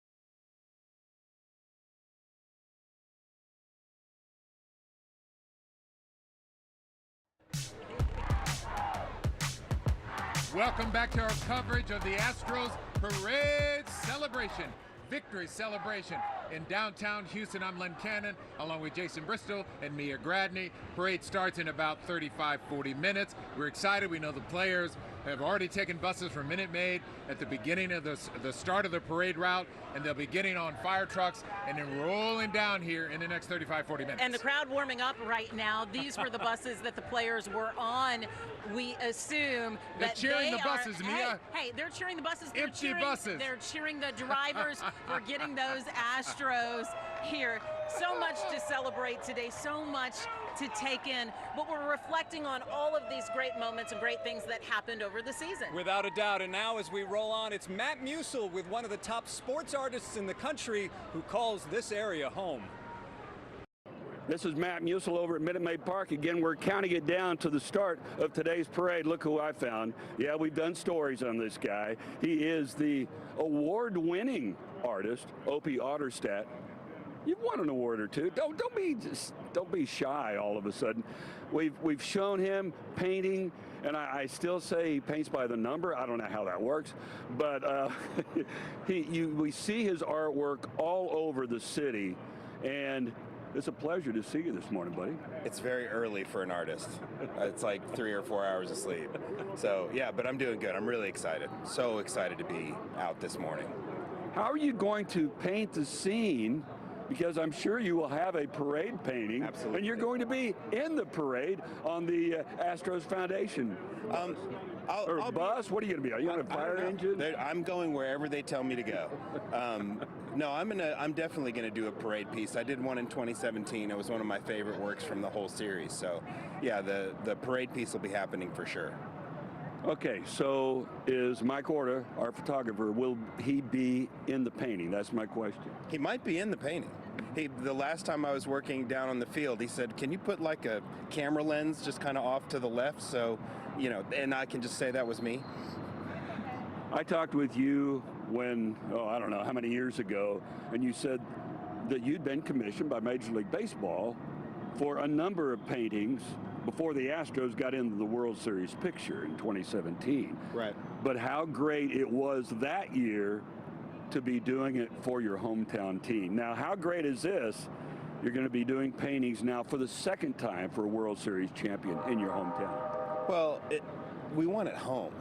So I get to paint our guys celebrating on our field. Last time it was Dodger Stadium, I had mixed feelings about that. So getting to paint our guys here at home, our backdrop, I don't have to paint the Nationals or the Braves celebrating on our field. I get to paint our guys. So I'm really, really excited about that. It's going to be a special painting, I think. We had documented you were working on a batting practice painting, right, and it looks awesome. The last I saw it looked great. But then the other day, you had the Chazzy Fizz catch painting going on. How's that going? I did. I actually finished that one last night.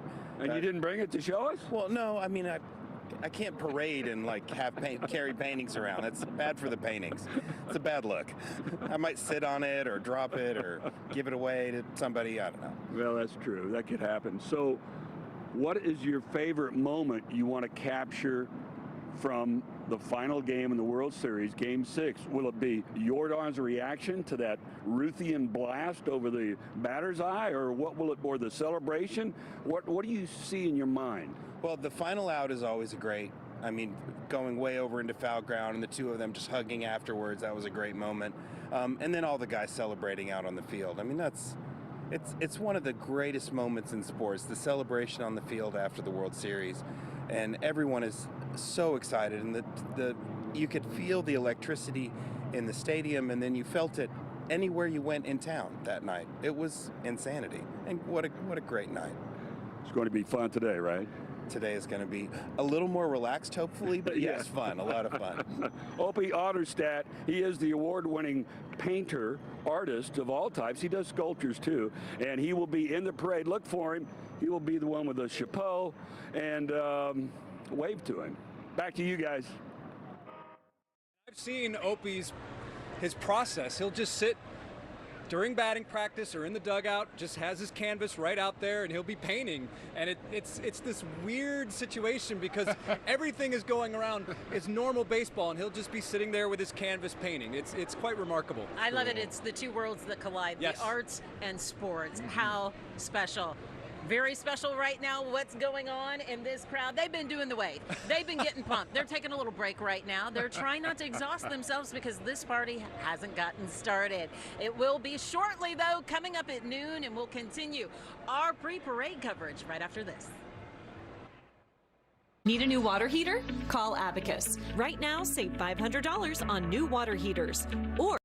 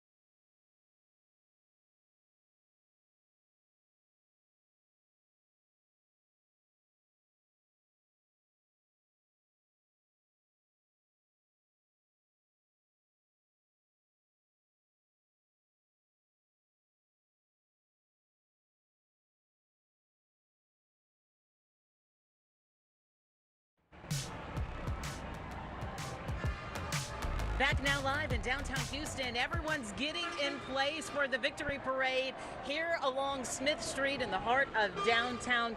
The buses pulling out now. These are the same buses we saw pull out of Maid Park with the players and staff on board. So you know it will not be long now. They've been dropped off at the start of the procession, and it's only a matter of time before things get rolling here. Yeah, for the last 3 hours, we've watched this crowd swell along Smith Street, getting bigger and bigger, and of course the anticipation growing as we get closer to the parade itself. Our Zach Tower near the front of the parade, where the players will be boarding those ladder trucks and rolling down Smith Street. Hey, Zach.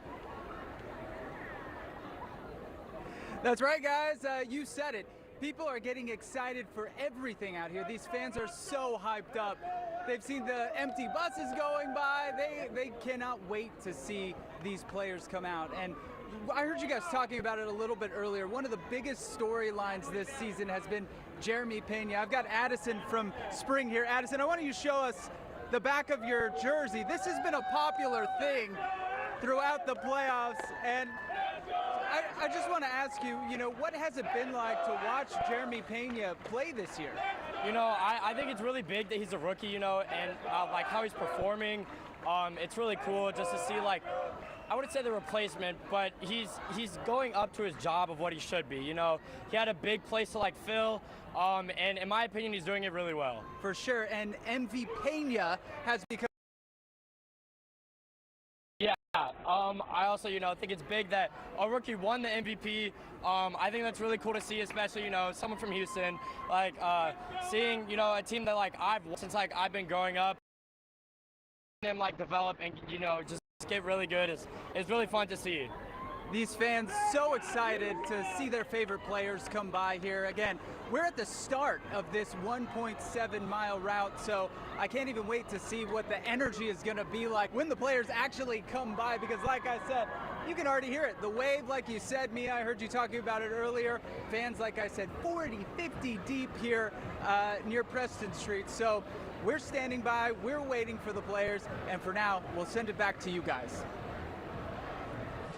I love everyone's creativity right in this crowd. We've seen all kinds of things, everything from somebody having the Minute Maid train car, wearing it. I have a bit mixed emotions, though, about taping over Correa's last We name. still love Correa. Yeah. Come on now. The Astros made a very competitive offer, but Carlos had this idea. He wanted to be the highest paid infielder. I'm not mad at him. And he took the money. He took the money. The Astros were very competitive with their offer. When it's all said and done, the Astros got the same amount of production for way less. Yeah. Nobody expected that. No. And so goes the game. So goes the game. All right, let's go back to the studio with Ron and Reka. Hey, guys. Hey, guys. I hadn't seen people do those to their jerseys, cross out Correa and It's put Pena. it's pretty creative. Yeah, we still have love for Correa, but look, I get it. We will always love Correa. Yeah. But right now, we really love Jeremy Pena. I mean, the love is still there for Correa, but right now, we love us some Jeremy Pena. Hey, and Brandy Smith is monitoring all the social media stuff out there. She's our digital anchor, and she's got some fun stuff with once you get to Google, right? Yes, so this is really cool. You just go to google.com. You want to type in Astros, give it a second to think about it, and then watch what comes up along with your search results. We have celebratory fireworks. Isn't that cool? It's just a neat little thing. Shout out to Google for doing that for Astros fans. Yeah. And I want to show you some of the pictures we're getting from folks who are on their way down to the parade, who are already there decked out in all of their Astros gear. So much blue and orange all over the city right now. Getting down there, we have seen pictures of packed buses. For example, this is light rail. Apollo Media tweeted there might be 2 million people headed down to the parade based on how many people are packed into some of these places. Here's another bus. Those free rides provided by Metro. If you're going to try to take that route, it might be a little late to get down there. You're really pushing it right now. And heads up, Texas Southern University's Ocean of Soul is also on a bus, different bus, getting ready to lead the parade when it gets started here in about 25 minutes, fingers crossed. Of course, before you head down, you got to get the gear, right? We have seen lines at Academy, at the team store, you name it. Daniel Gutera earlier said it just opened up, the team store did at Union Station. This is about 8 a.m. and just a heads up that if you need more gear, this person let us know that they restocked at the West Road Academy. So much more to share with you guys. This is all over social media, Twitter, Instagram, TikTok, Facebook, you name it. But right now, let's check back in with Len, Mia, and Jason. The store's restocked. I'm so happy. Right, exactly. We got to get that World Series gear. In the meantime, we're ready for a World Series style party. Houston's been here, done that before, but there's something different about this celebration for sure. Part of it is maybe because this was our redemption series. Yes, without a doubt, redemption. I mean, we've forgotten about it. The rest of the country didn't let us forget about 2017 and the scandal and et cetera, et cetera, et cetera. But we rolled on, we kept winning. You know, it's our 4th World Series in the last, 6 years? You know, our 2nd championship. So we are legit. We are a dynasty, and we did it the right way. Too legit to quit. Hey! And you know who is always on the standby, ready to celebrate those Houston Astros, our own Sherman Chow. Oh, why, thank you, Len and Mia. And, you know, I brought a little something just to make sure, you know, I'm feeling the Astros love and fever. And I got some friends back here. Hello.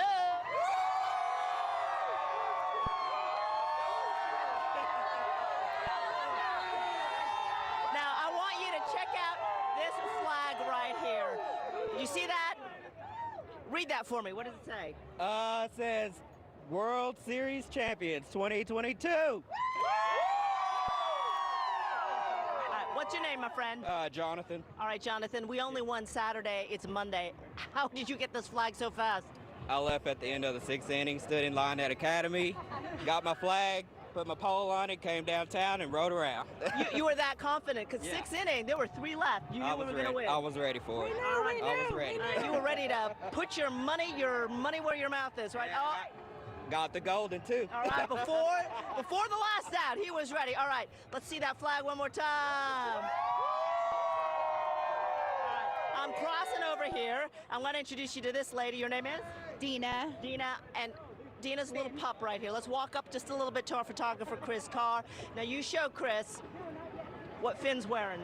Finn's wearing his lucky Astros jersey. We put it on him every time, and the Astros won every time he wore it. If he didn't wear it, we lost. So there you go. You see fans all doing their part for this World Series win. And it is a little warm out here, I got to promise you. But look, Finn, with his own fur coat, got a jacket on, doesn't seem to mind. He's doing great. Yeah. All right. Thank you very much. All right. One more time, our cigar smoking.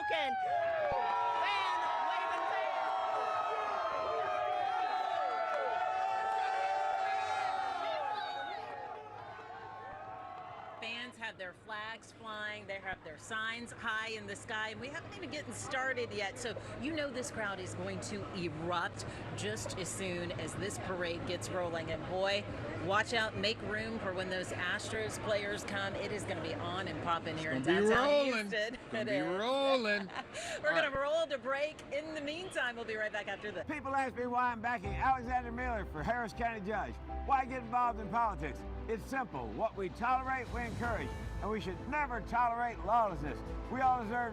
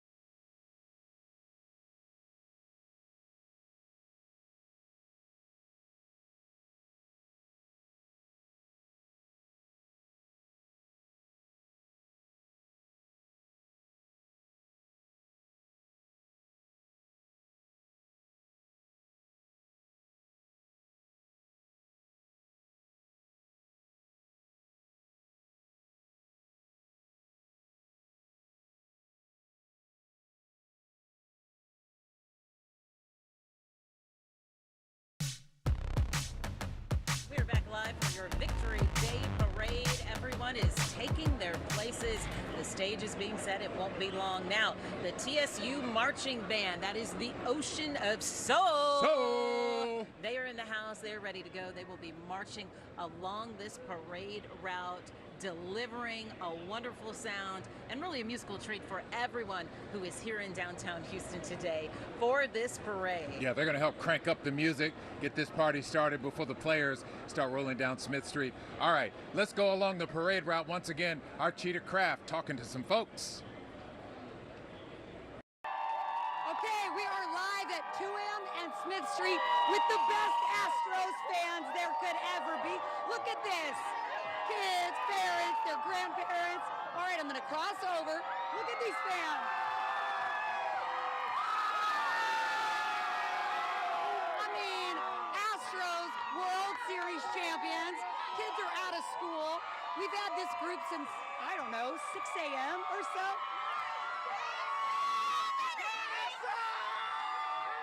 Look at that. Look at the baby. Look at the baby. Okay, now check this out. We have got a group of kids. They have been hanging out, playing games. Look at this.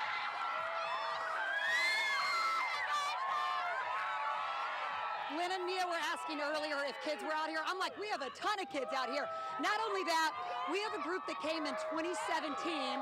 How fun is it that our Astros won the World Series again? We did it again, and we'll do it again, and we'll do it over and over and over and over again. We never won, baby!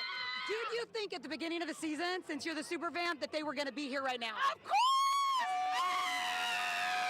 With Peña Altuve, your daddy!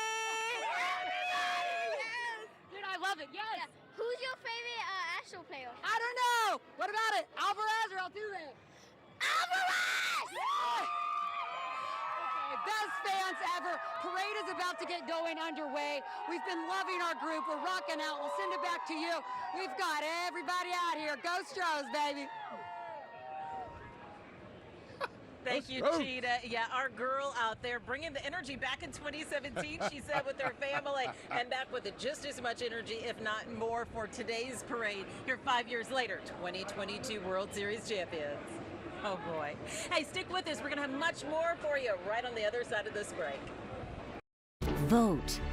Learn how. Text now. When it comes to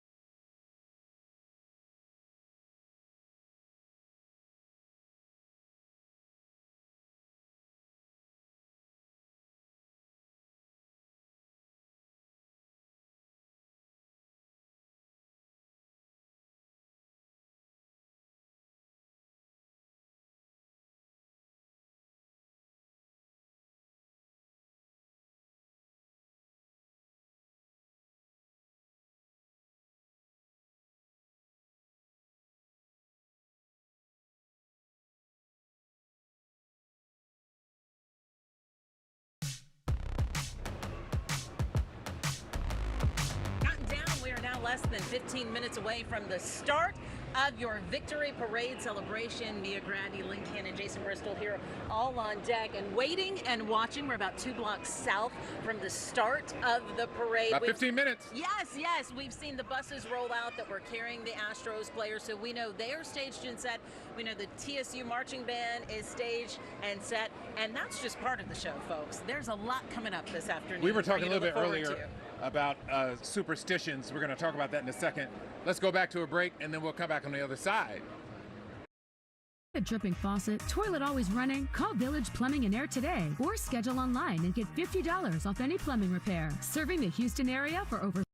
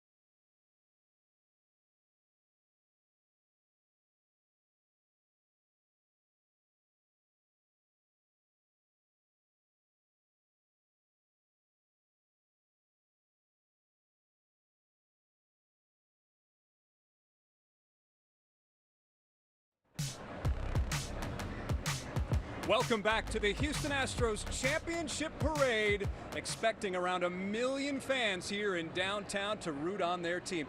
And guys, talking about fans, it reminds me of a fan that I met during Game 6. He had to get a fist bump with me, had to fist bump me because he told me that he fist bumped me also in Game 2 and they won. So if I gave him a fist bump during Game 6, it was going to be good luck and they'd win too. Whatever it takes, Jeremy. Hey, I was Jason. like, I don't know. I don't know if I have anything to do with that. Did I call you Jeremy? I did call you Jeremy. But that's all right.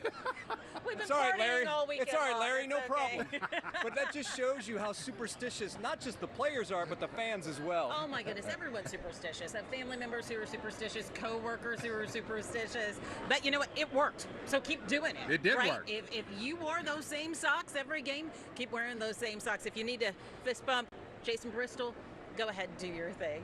We're going to do our thing for just a moment, but we'll be back with more of your pre-parade coverage, and not too long now, we'll get started with the main show. Flickering lights or tripping breakers? Call Abacus. Lighting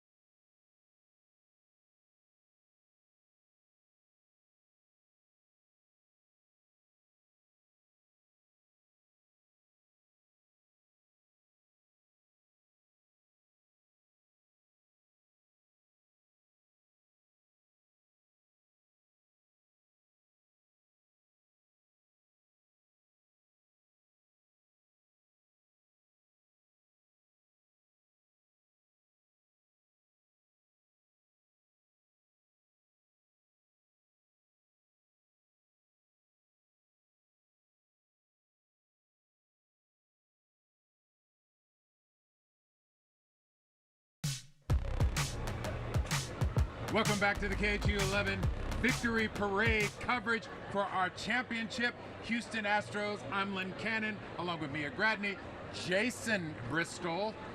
The gang is here. We're getting ready. We're about 7 minutes away from the beginning of the parade right here in downtown Houston.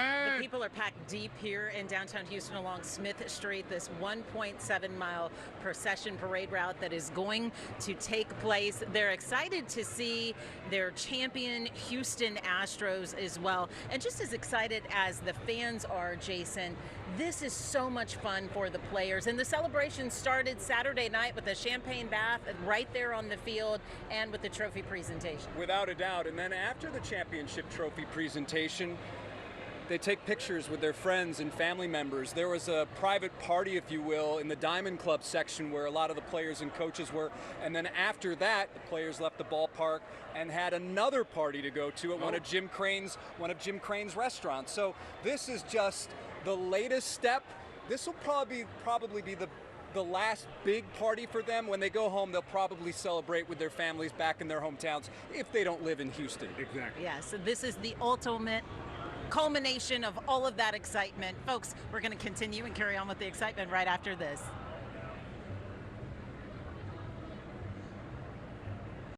Vote. Learn how. Text now. Join KHOU.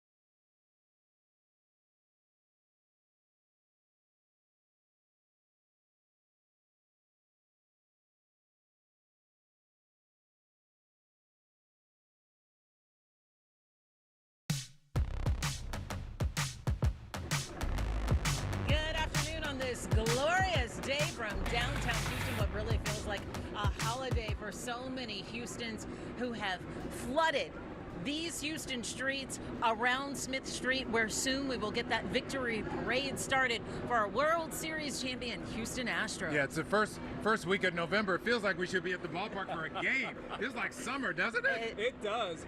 And what's so great is you see the orange and blue everywhere. It was such a smart decision by this organization to go back to the orange color, because when you're on the road, when you're at Yankee Stadium or Citizens Bank Park, Seattle, you see the orange and you know, hey, that's an Astros fan. And you can see it from above today as Air 11 flies over the crowds here at downtown Houston, repping their Astros. They are in their orange, they are in their blue, they are in their white.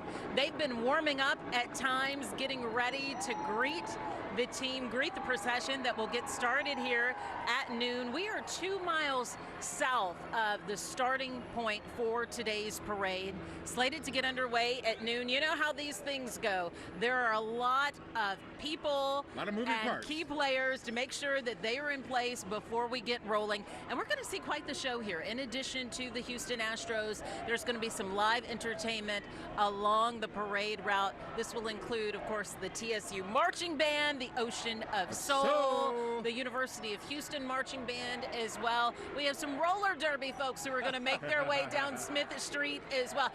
Everybody's come out to celebrate the Houston Astros on this victory. Yes. They're getting warmed up. Yep, they are saying, "We want Houston." Because where did we hear that? We heard that after the division series. Yeah, be careful Yankee what you fans ask for. outside Yankee Stadium started chanting, "We want Houston." And that was really a rallying cry for this team, because after the Astros won the American League Championship Series, the American League pennant, Martin Maldonado in the clubhouse said, "Oh, we want Houston. You got Houston." And that was after completing that 4-game sweep of the Yankees. Here we are. Won it in 6 in the 6th inning. Yes. Really. Yeah, that was the turning point. When you look at what happened in that 6th inning, obviously it did not start off well because Kyle Schwarber hits the leadoff home run, but then Altuve gets on, Pena gets on, before that Maldonado, and then basically you have the 3-run home run that sealed the deal. Unbelievable. Jeremy Booth, our Major League scout, said to me, "All right, it doesn't matter who pitches after Framber. This game is done." And then the Astros, the Astros added that insurance run with Christian Vasquez and the RBI single. It looked like we took the steam out of Philadelphia, though. After we got that 4th run, they just had no fight in those last 2 innings. Yeah, no doubt. And basically, again, the Astros bullpen was so phenomenal, not just during the regular season, but obviously when it mattered most in the postseason. And that's why Jeremy Booth said this game is over. This game is over, as we are taking some pictures now, live video from Air 11 here over the parade scene in downtown Houston. We want to give you the full view, a look at the landscape here for this afternoon. You know, the mayor had anticipated about 1 million people to come out today for the procession. That's what we saw back in 2017. The weather, oddly, was very similar back in 2017 as well, too. It was very humid, but back then it was a little bit more overcast. Today, the sun has broke through the clouds. It's warm. I see the fans with their level up fans at that, but it's not going to matter to them. You know, rain, heat, whatever it would have been today, Houston would have showed up because that's what they do, and this is such a special time and special moment for them to celebrate. 2017, you know, was a big deal. It was the first World Series championship. We've been to 2 more since then that we lost, and then we get this one. So this is a real big, just relax, celebrate. We've done it before, we're doing it again. Sherman Chow, always in the middle of the pack on the parade route. Sherman. You know, Len, I heard you guys talking a little earlier ago about that chant. What was that chant, guys? We want Houston! We want Houston! We want Houston! And you know what? They got us, right? It's all us against all y'all. Fans lining this parade route. They have been coming out here since before 9 this morning. Real quick, I want to introduce you to this little guy, Ezra. How old are you? 6.5. 6.5. And you've been to this parade before, huh? Yeah. Okay. All right, Ezra, playing catch there with his pops. We're sending it back to you. Sherman, thank you so much.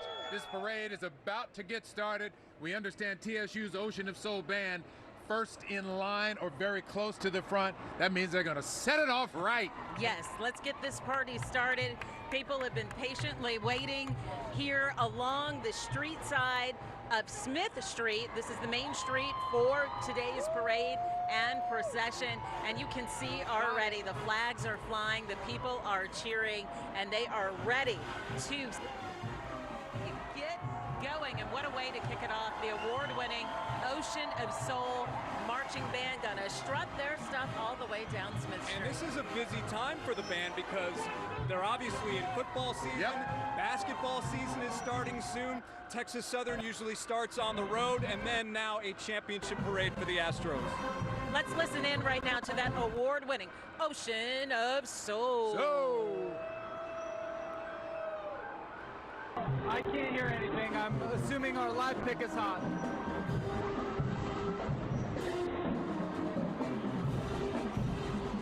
Got it.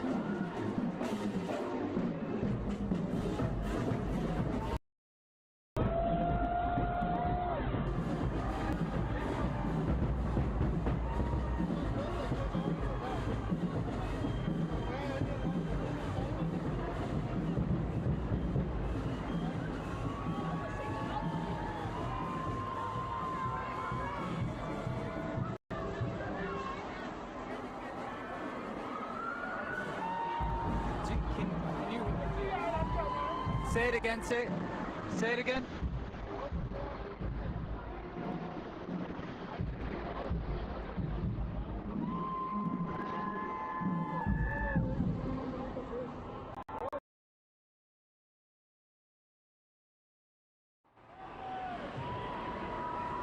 You've been listening to the Ocean of Soul Marching Band with Texas Southern University, marching strong and proud today, giving us such amazing sound to listen to and groove to get us really warmed up and ready for what's to come. This is how they roll. The Ocean of Soul. And you got HBD color guard leading in front, TSU right behind them.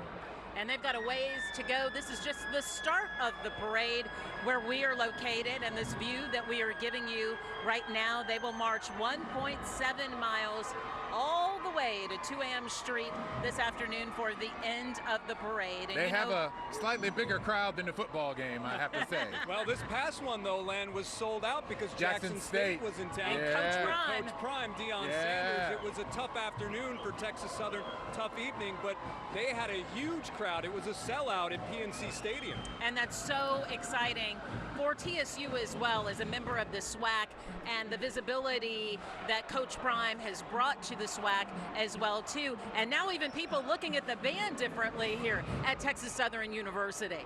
And Texas Southern is also a staple when it comes to the NCAA basketball tournament. Yes. And of course, the Final Four coming to Houston in the spring. And we will have all the action here, March Madness, KHOU 11. We also have to note that Texas Southern University has a deep relationship with the Houston Astros. The Houston Astros as an organization have worked closely with Texas Southern University to provide scholarship opportunities, mentoring opportunities. The Houston Astros and owner Jim Crane recognize the value and investing in other institutions that are here in the great city of Houston. And Texas Southern, its baseball team is a lot different than how we see baseball now. Its baseball team is built on speed. They had more stolen bases than any program in the country. And of course, baseball now at the major league level is about power arms and power bats. But Texas Southern does it a little different on the college diamond. It's exciting, something great to see. Support Texas Southern University and their baseball team, just as Texas Southern University is here supporting and cheering on the Astros today with this victory. Let's listen again.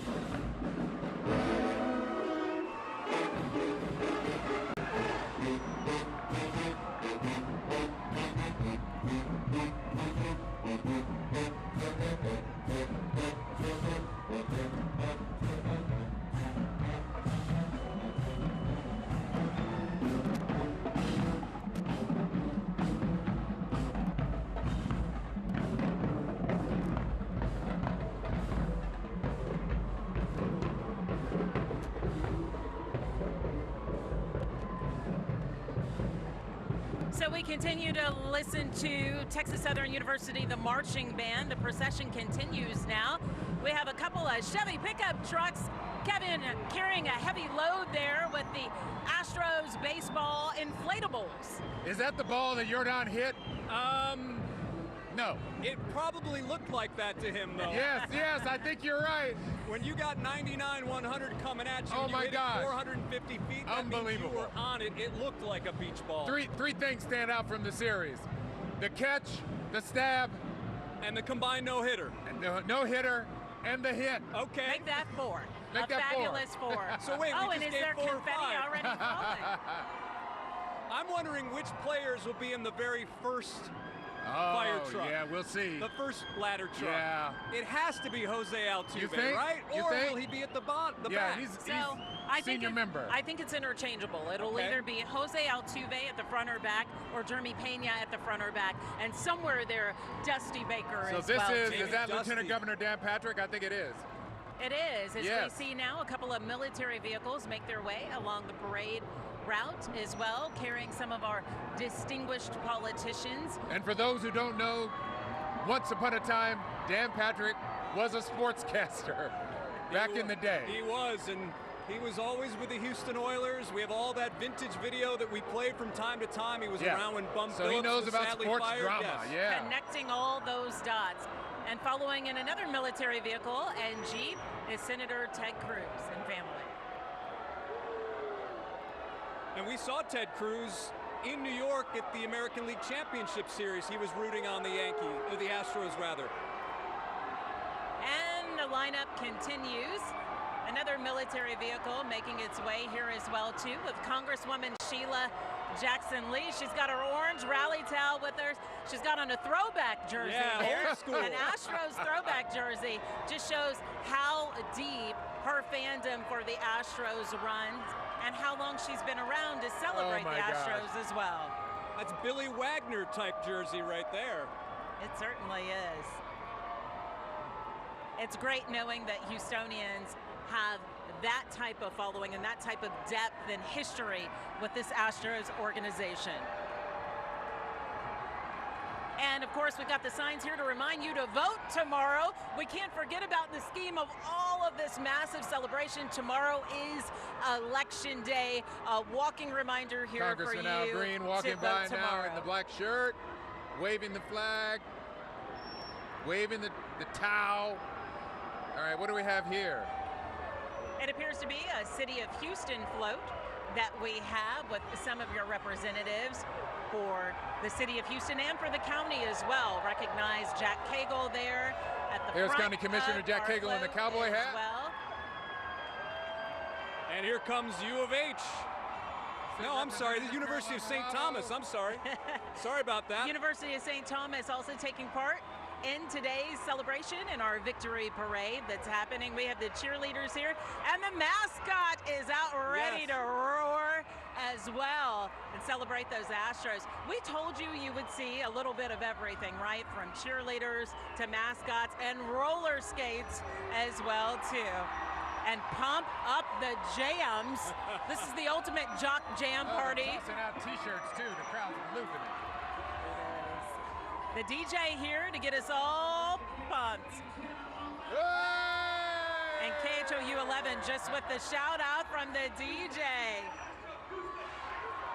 Astros.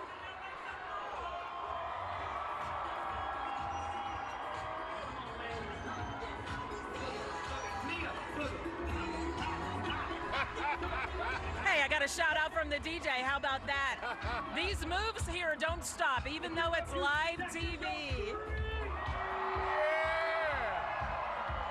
Oh, the party is going on now. It is. It is electric down here on Smith Street. It certainly is. We have a level up float passing by now at this time.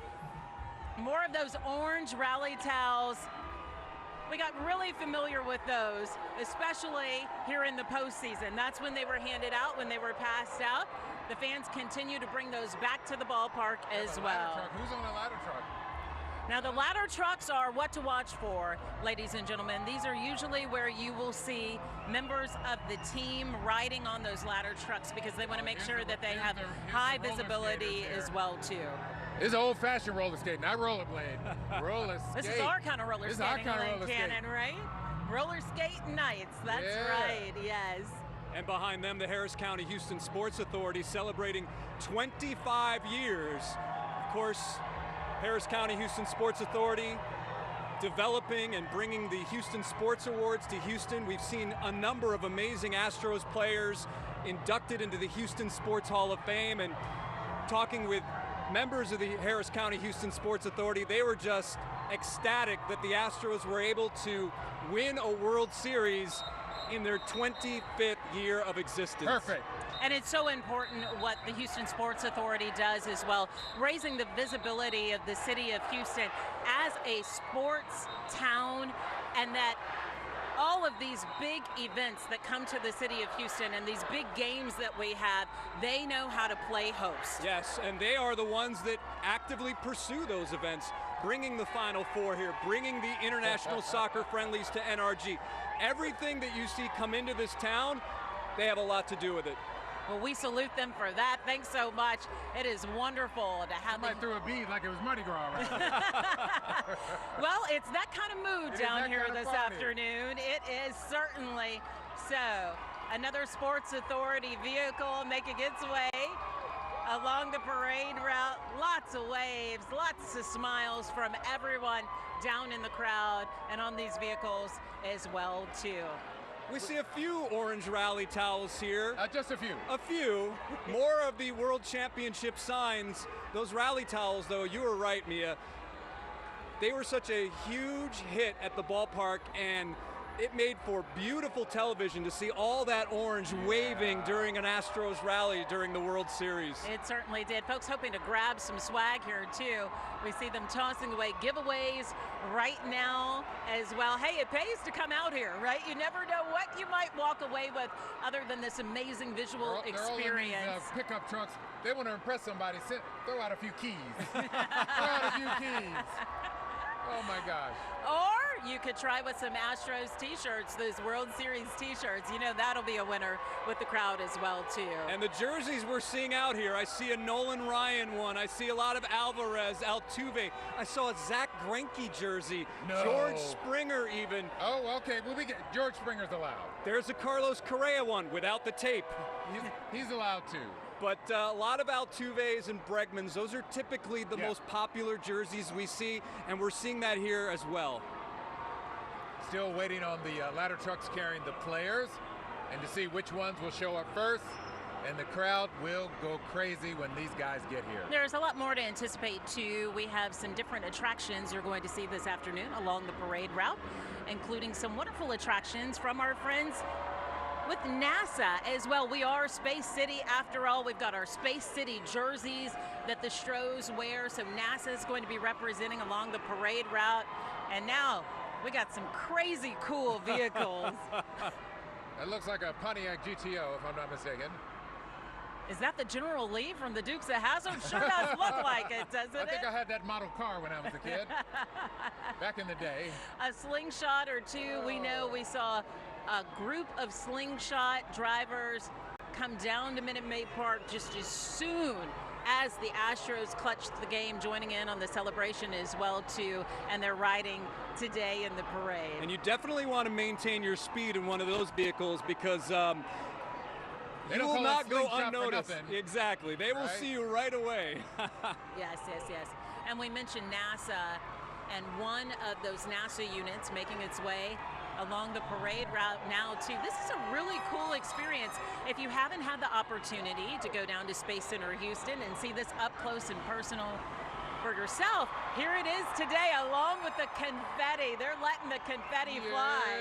And those Space City jerseys were one of the most popular jerseys out of all the City Connect jerseys. The Astros introducing them this year, and they wore them Monday nights. Monday nights they wore them during the season, and from a sales perspective, the Astros telling us it was one of the most popular, best-selling jerseys in all of baseball, the Houston Astros Space City jerseys. Letting the confetti fly and indulging in this moment. Houston fans certainly are from above. We see people out here perched on balconies on top of buildings as well. And of course, street side, packed all the way back to the buildings here that line Smith Street. And I see a green furry thing. Could that be wearing the one and only mascot, Orbit?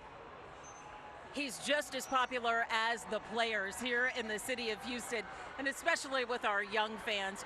We saw, because of course we had the series, the World Series, during Halloween. Yes. So we had children dress up as Orbit. He is beloved by young and old, and he's getting his groove on, and this is his moment as well. And this may have been the best mascot World Series ever, because you had Orbit from Houston and then the legendary Philly Fanatic on the other side. But Orbit, listen, Orbit has top bragging rights right now after 6 games of the World Series, and the Astros taking it 4 games to 2. This is his time to shine, and Orbit is taking it all in. You know, the little kiddies are just loving and eating up every moment of this part of the celebration. He's teasing the folks what's in his hand. Launching off prizes. Where's that T-shirt launcher? Because if they had it, they might be able to get up on one of those rooftops. Yes, on one of those parking garage checks. Oh boy, he's really breaking it down now. Orbit getting in the zone. This is just as good, if not better than game time with Orbit out here. Yeah, Orbit, one of the unsung heroes of this organization, making a lot of community appearances. He's at every game, and one of the most popular figures to wear an Astros jersey. Yes, we've seen today fans with their Orbit antennas on as well. And these aren't young fans we saw with the Orbit antennas. These were fans of all ages. So much love and admiration for our mascot, Orbit. Clear the way. The one and only Budweiser Clydesdales. Yes, these are such beautiful horses, known for their size. They're so famous. They've been in like Super Bowl ads over and over. Today they're in the parade. They're sometimes in a Thanksgiving Day parade.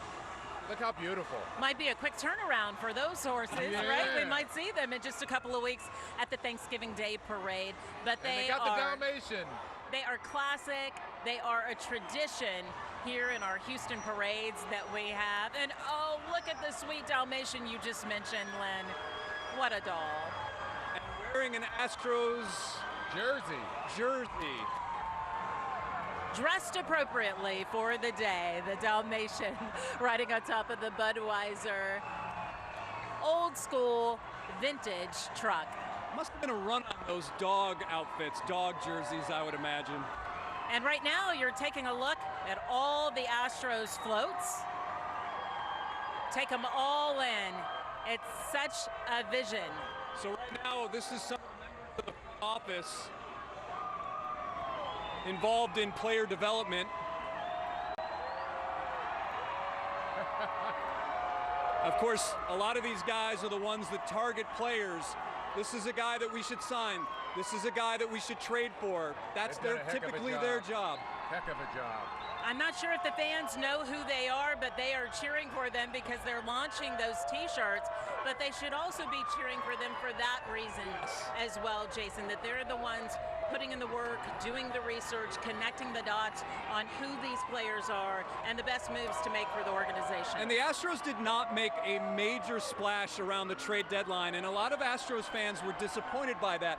But in hindsight, Christian Vasquez was a huge pickup from the Boston Red Sox, and there's a chance that he may be the catcher of the future moving forward. Yes. We see walking in the crowd, we have seen Chief Troy Finner with the Houston Police Department. Along with Pena with the fire department. This is one of those special moments. You know, it's tough work that they do, our firefighters and our police officers as well. There is a heavy presence of law enforcement here today, but they're also able to take in and enjoy this moment as well, too. And Hall of Famer. It's only a couple of Hall of Famers. Jeff Bagwell. These guys Craig Biggio. Craig Biggio on the right. Enos Cabell Bagwell is in on the orange left. shirt. Enos Cabell also a assistant to the owner. Oh my gosh. Forever loved here in Houston. We are forever couple of the fans. killer bees there. Yep. Yes. Enos Cabell has been with this organization. We are in the forever Bad fans News of Bears these movie. Astros players. It's amazing being able to celebrate them as well. High water rescue truck here. Carrying more members of the Astros organization. We must be getting closer to players. That would be my guess.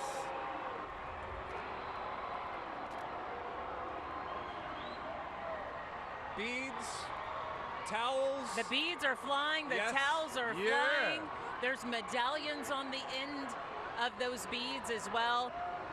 As these members of the Houston Astros organization make their way along the parade route in the Houston Fire high water rescue vehicles, Houstonians who may not be familiar with these trucks, that may be a good thing. These are often the trucks that rescue people from those high water situations when the floodwaters Very arise important, but here in Houston. glad to see him in doing this. Yes, during celebratory Celebrations. times as well. It's phenomenal. And they came ready with the swag there. We saw the Texas Southern University marching band earlier. Texas Southern University and their station, KTSU, celebrating an anniversary this year as Great well. timing, huh? Their 50th anniversary. I tell you, let's load on the celebrations. Why not? They have their float here today. They are celebrating as well. We talked about the relationship that they have with the Houston Astros organization and foundation. Very involved with the Astros Foundation. Astros!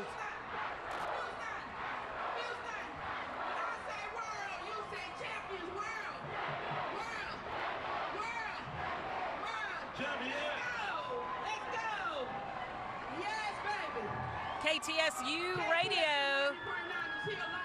Yes. Texas Southern University and KTSU continuing to keep the hype going, keeping the party going here in downtown Houston. This energy level is high, and it is going to continue to be that way. Stay with us. The party, the parade, the victory celebration continues right after this. Academy Sports and Outdoors has the gifts to make this your most fun Christmas ever. From game tables, to bikes, to team sports, and the best from Nike, Adidas, and Under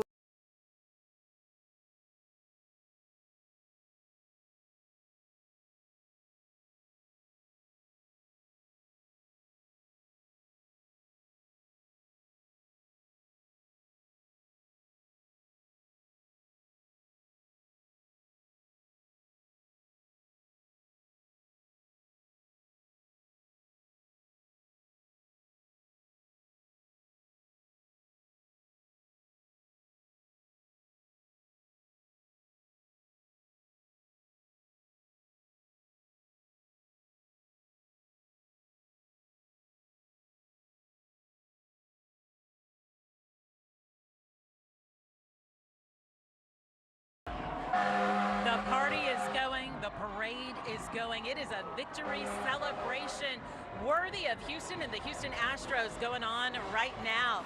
Another marching band making its way along the parade procession route. This is Westbury High School's marching band representing Southwest Houston, the Fondren area. This is a high school, long-standing reputation and history here in the city of Houston. So many graduates and alum. We are watching so much from above, down on the ground. KHOU 11 has you covered with this special coverage of the World Series Championship Astros Victory Parade and Celebration. And let's listen into the band.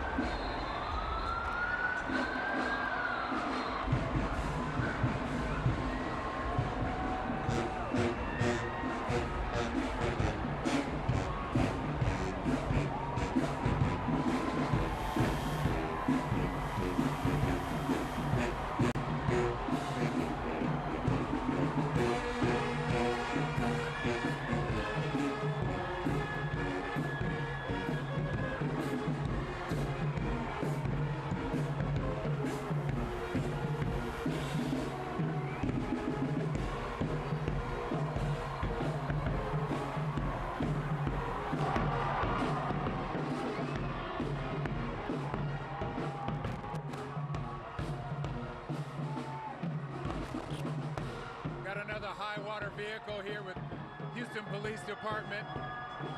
City employees got the Astros flag they're waving.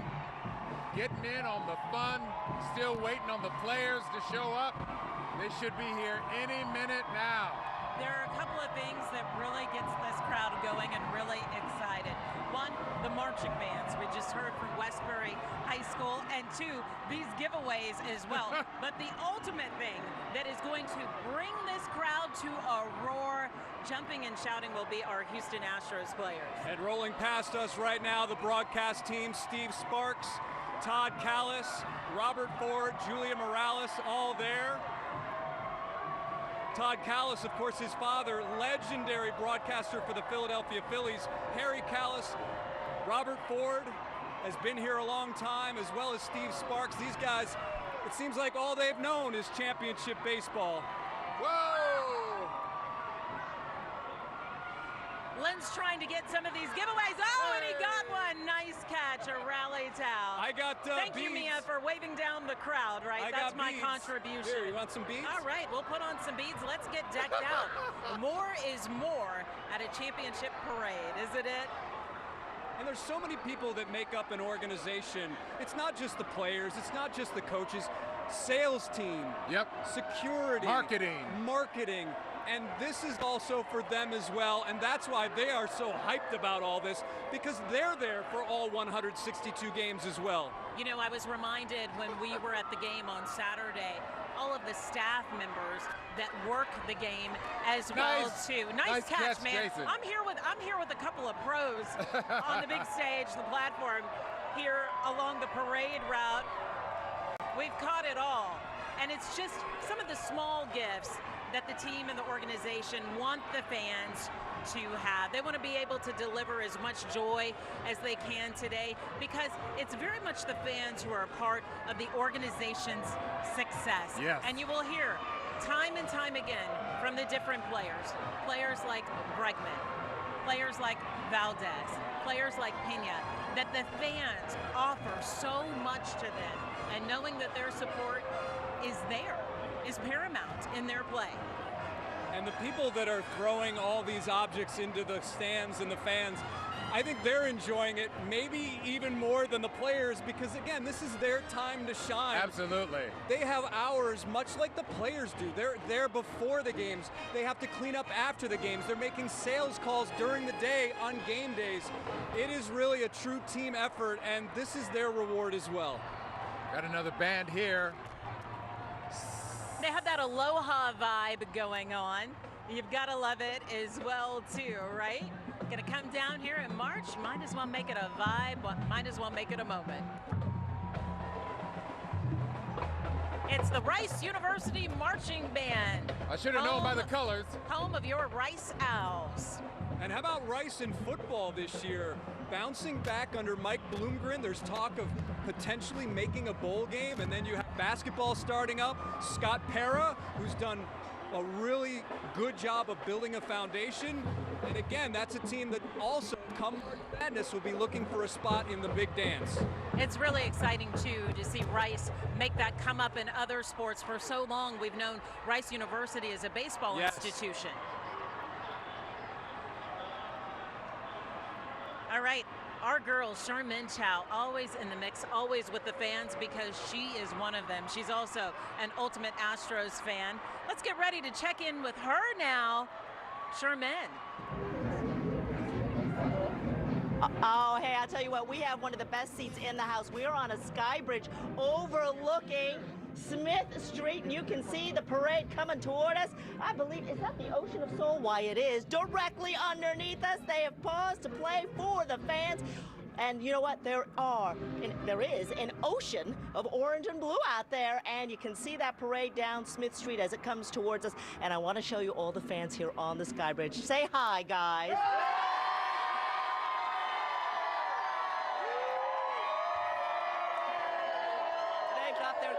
And they are busy taping and recording. Real quick, this is my new buddy Owen here. Hey Owen, how old are you? How old are you, baby? I am 10 years old. And you, who is your favorite player? My favorite player is Altuve. Did he say Altuve? Did he say Altuve.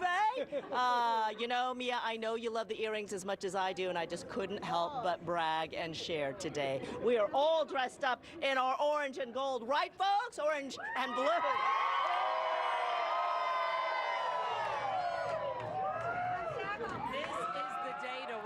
To be all decked out. And talk about decked out, you recognize the uniforms. Looking at the Astros shooting stars, our cheerleaders for the team. How special is this, right? Because those ladies, they audition, they try out for the team. They're excited just to be able to cheer on the team, but never, I bet if you talk to any of those women there, did they think they would be riding in a victory parade, victory celebration so like fitting, this? So fitting for the organization, from cheerleaders all the way up through upper management, and then we'll see the players here shortly. This is Harris County Sheriff's Office. Their flood rescue vehicles now going by with some of the employees of the Harris County Sheriff's Department. We salute them for the safety they provide in our city. Also a very big moment for them because such a great celebration for the entire city of Houston. It really is. You're going to see so many people walk in the parade today, and so many people maybe perhaps who aren't that recognizable face, and that's because these are all of the players behind the scenes, even outside of the Astros organization. We've seen the Houston Sports Authority. Of course, we have the city of Houston as well too, their staff. We have our downtown organizations, right? Our downtown district, our Houston First. So many who are reveling in this moment, taking part of this magical experience as well. Hey, you know who they found along the parade route? Trey the Truth. Trey the Truth. He's the truth and a true Astros fan. We also saw members of the Houston Astros Youth Academy, who Matt Musil spoke to earlier before the parade. We just saw them walk by our position as well. And so I believe that the players will be the last thing we see. What do you think? Save the best for last. Save the best for last. You know how this goes, right? It's not our first rodeo. Save the best for last. Get the crowd warmed up. Get them ready to receive their World Series champions. And again, so many different organizations out here to support the Houston Astros and taking part in this celebration because they have been there with the Astros since the beginning of the season. Many of these institutions as well, and different private organizations and affiliations with the team. If you just got to town in the last few years, you'll think, oh wow, what a great baseball team. But you and I remember when they were losing 100 games this season. Unbelievable, the turnaround and the level of success and the consistency they have had. They are truly a dominant franchise. Let's be honest, there was some really bad baseball here for a while. Yeah, there was. And it took a team of people to tear it down and build it back up. Now, granted, there were some parts left behind. But when you look at everything, 3 different front offices, this is what you have. That's right, exactly. It's amazing the support that we've had today from all of these different organizations and from all of the institutions as well too. The procession continues here in downtown Houston. If you are just joining us, you haven't missed that much of the party just yet. These are our World Series Championship Astros fans ready to receive the team who's going to make their way in the procession as well. We've had music. We've had some roller derby, roller skating folks. We've had some former players, and not just any players. A couple of Hall of Famers. A couple of Hall of Famers. Biggio, Bagwell. The Killer Bees. And a whole lot of fan paraphernalia being given out and tossed out to the crowd as well. An excited crowd, a well-behaved crowd. Everybody's just excited when they throw anything. Everybody's reaching, grabbing, hoping to get something, and of course waiting on the players to roll by here any minute now. 40 minutes now into the Astros victory parade. Yes, you know, we heard from Jeremy Pena earlier, MVP. He was saying he hoped the whole city came out today. Yes. Well, there is a strong contingency here. We have people 50 people deep, if not more. We have people perched on top of buildings, parking garage deck as well, too. Yeah, there are people in the parking garages. Our sports artist from earlier. Opie Otterstad, yes, Opie Otterstad. There he is in the black hat. Yep. Let's check in now with the player float. Want to take it live as well. Giving you an earlier view, a different view from our vantage point right now.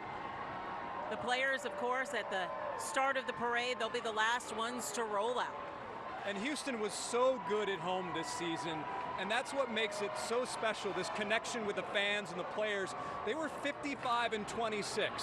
That was one of the best records in all of baseball. They also played very well on the road as well, which is astounding when you consider everything they face when they're on the road. Yes. But Houston coming into Minute Maid Park for the past few years has always been very difficult.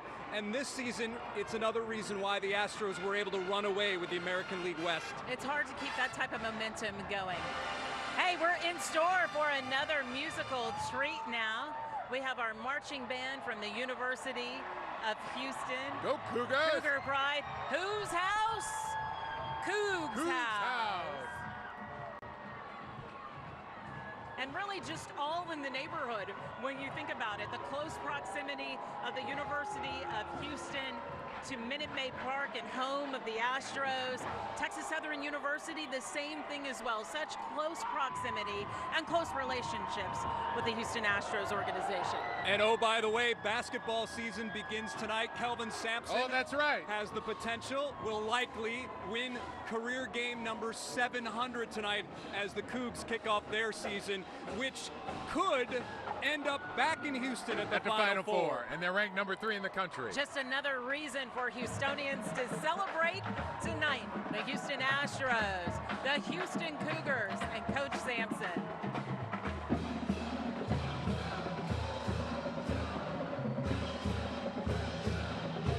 Let's listen in.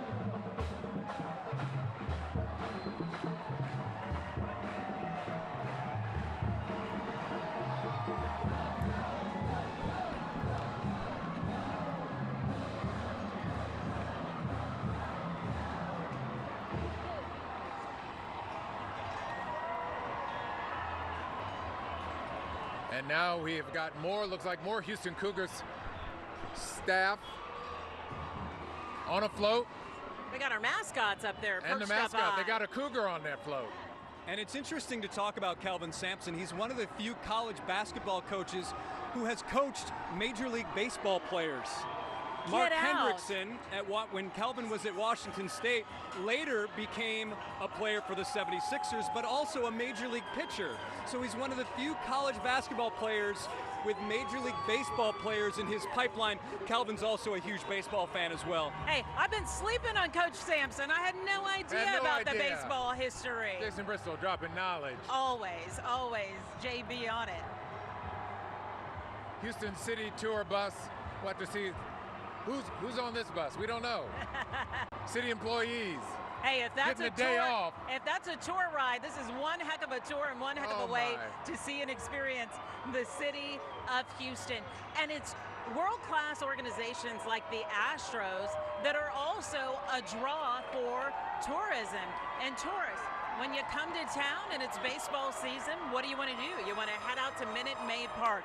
It's an attraction, an experience to share with your friends and family from out of town. And for some people, it's a vacation, just making the trip here to the city of Houston to see the Astros. And the fact that it's downtown is a big plus. You're around the hotels and the restaurants. There are a number of ballparks that are not like that in the major leagues, where they're kind of almost on an island. Atlanta, to say. On an island, although Atlanta, they've been able to build something up around it, but yes.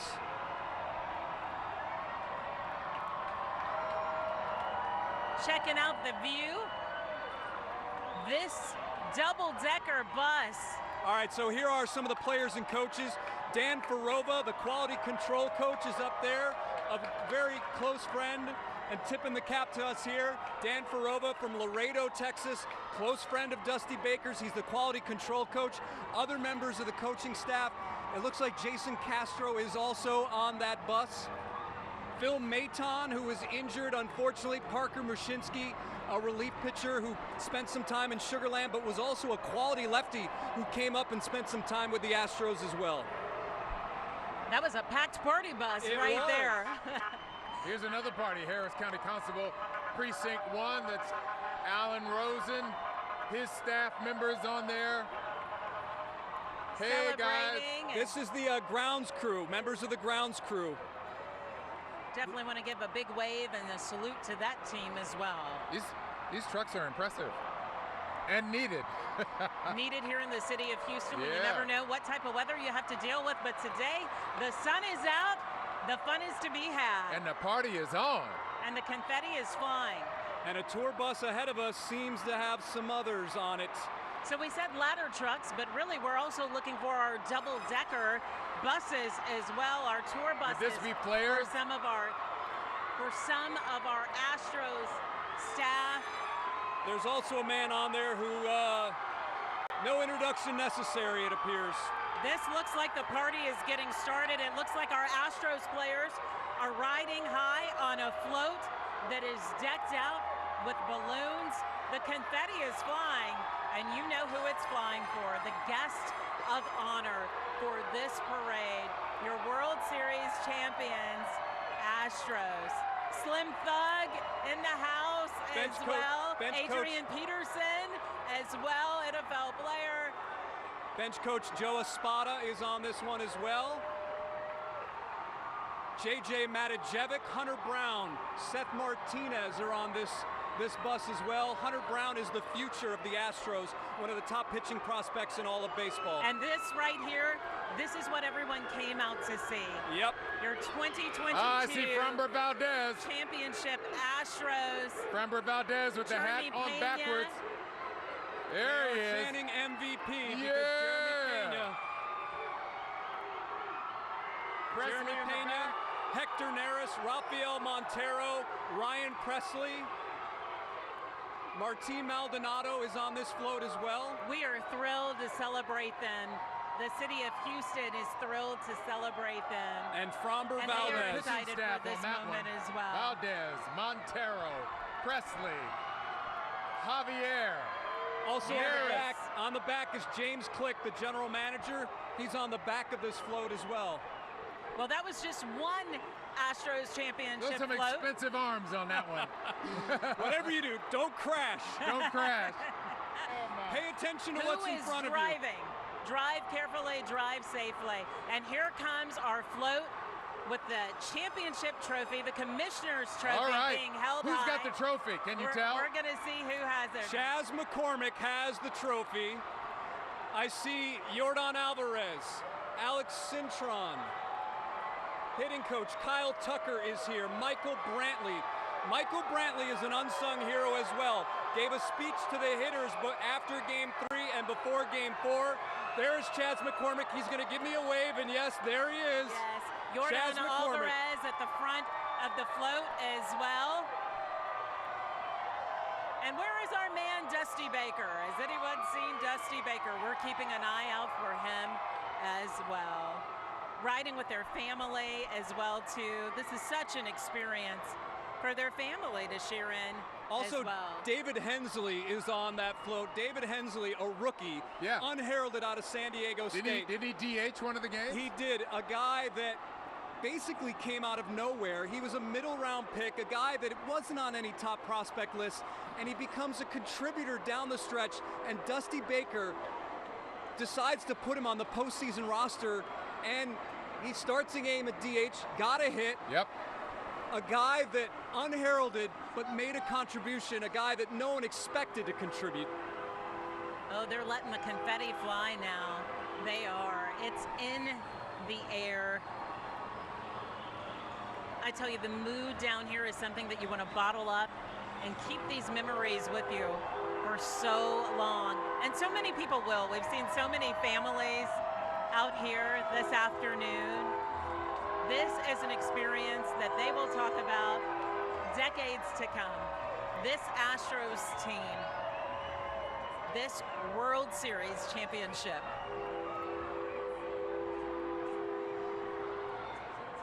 So we have not seen, we saw Alvarez, we saw a lot of the pitchers, have not seen Altuve, have not seen Bregman. Justin Verlander, Dusty Baker as well, yeah, too. Dusty. So many people want to see Dusty Baker, right? Do it for Dusty. That was so important to this team, Jason. Not just for them to get to this point, to win the championship series, but to make sure that Dusty got his ring after decades. And I can remember asking Dusty if he had any regrets from the 2021 World Series during spring training, and he said, nope, I have no regrets. He said, we've made progress. We got to one game my first year within the World Series. We lost the World Series, 2 games away from winning a World Series, so the next step is to win the World Series, and that's what these Astros did in 2022. The question is, will Dusty be back? The reports are that he will be back, but the Astros are planning to offer him a contract extension. And we're seeing Dusty right now reveling in this moment. We know that he's had his hands on the trophy as well, too, this afternoon, as he rightfully should. Without him, there may have not been a celebration and a victory parade today. So we are so thankful and so appreciative of Dusty Baker. I think they're cheering for him. You hear it? Yep. Jim Crane, the owner, he is on this float as well. And Dusty, he loves Houston. Dusty's right in the front. He's got the trophy. The mayor is on this one as well. And the crowd has really erupted now. The sound of the crowd. There's Alex Bregman with a Dusty on the right, Jim Crane on the left. A brace on his finger. Lance McCullers. Yeah. There is Jose Altuve, Jose Urquidy, Yuli Gurriel, Brian Abreu. Bregman, Altuve. They are all smiles, ear to ear. Many of them capturing this themselves with their own cell phones, right? You got to look really hard for Altuve. He just, you might miss him. Listen, he showed up when it mattered the most. Yes, yeah, he had that 0 for 25 slump in the playoffs. Yeah, we know. But he had a really solid World Series. Well, it's amazing. They kept winning even when he was in a slump. And I think that at that point, you kind of figured something special is going on with this team. Yeah. Because in past years, they had guys to pick up the slack. This year, a little thin in some areas, but still, in our estimation, not the most talented Astros team, but the deepest and the most complete Astros team. Agreed.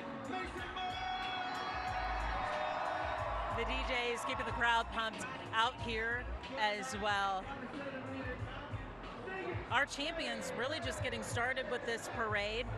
We're at the north end of the procession, just 2 blocks away from where the start is. It's going to go all the way south to 2 a.m. And there are plenty of people waiting to see them all along today's parade route. And again, we talk about having experienced this before, just playoff baseball in general. Since 2017, the Astros, they played more postseason games and have earned more wins than any other club in baseball. We continue to talk about it. We'll keep talking about it because this team, they will simply reload. Yeah. They will reload during the offseason. And they have to be, well, listen, they are definitely one of the favorites. The odds have already come out. Yeah. And like last year, the Dodgers have the best odds of winning the 2023 World Series. The Astros are right behind them. The Dodgers. What happened to those guys? Where did they didn't Dodger go there. who? They had the most wins of the regular season. Yes. Come playoff time and when it matters. All right, let's check in with Cheetah Craft now along the parade route. Cheetah. What's going on? We are live at Smith and 2M, and let me tell you, our fans who have been waiting since 6 a.m. this morning are about to get crazy. They have been hyped all morning, and we haven't even seen anything because we're at the end of the parade. Yo, we're live. Say hi. All of these fans, again, have been amazing down here. Y'all say hi. We're live. Yeah. They're all waiting for that very first float. And we see the horses about to come in. So again, we're so excited. This crowd is going to get crazy. They've been waiting down here at Smith and 2M again since 6 a.m. this morning. It's been hot. It's been humid. The police department's been amazing. They've been passing out water. All sides. You see all four corners? Okay, I'm going to cross safely. Guys, look up. We're live. Best fans. Everything's been really calm. It's been amazing.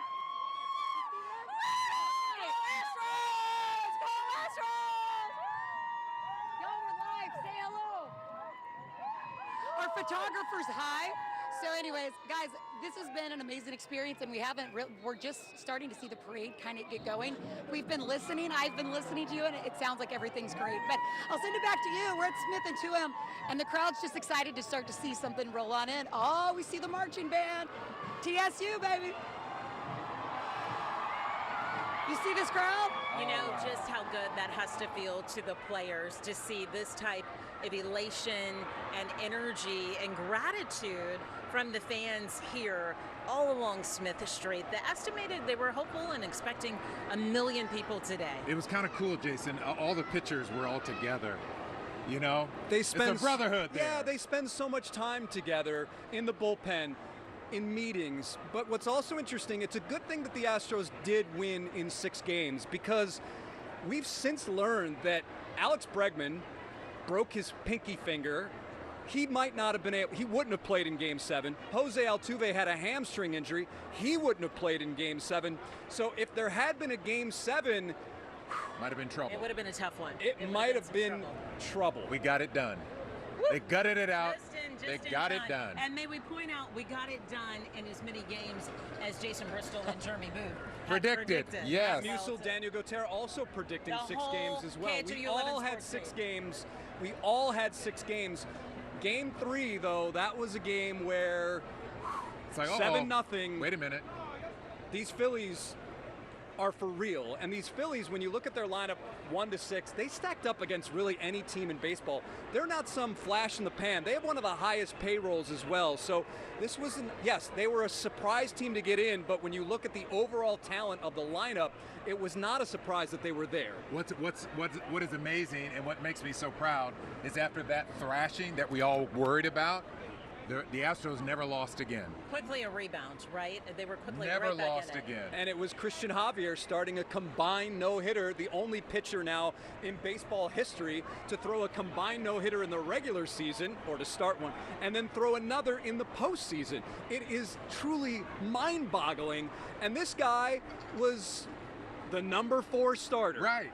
When you figured Verlander, McCullers, Framber, McCullers, and then Javier. And now we're getting to see some of the other, those pitchers that you mentioned, Presley and Montero. They're you know, on this that is such together, and there's Jordan Alvarez. And Jason, you can speak to this. This is such a close-knit, supportive group of players as well, too. And that is so important to getting to this point and being able to have a victory parade. And we saw Christian Vasquez, who was a late addition to the roster. He came in seamlessly in some ways, because here was a guy from Puerto Rico like Martin Maldonado. They knew each other, and it was important to bring in guys that could complement these Astros, not guys who wanted to be the guy and may not play and perhaps cause an issue in the clubhouse. They brought in the right guys, and this is the result.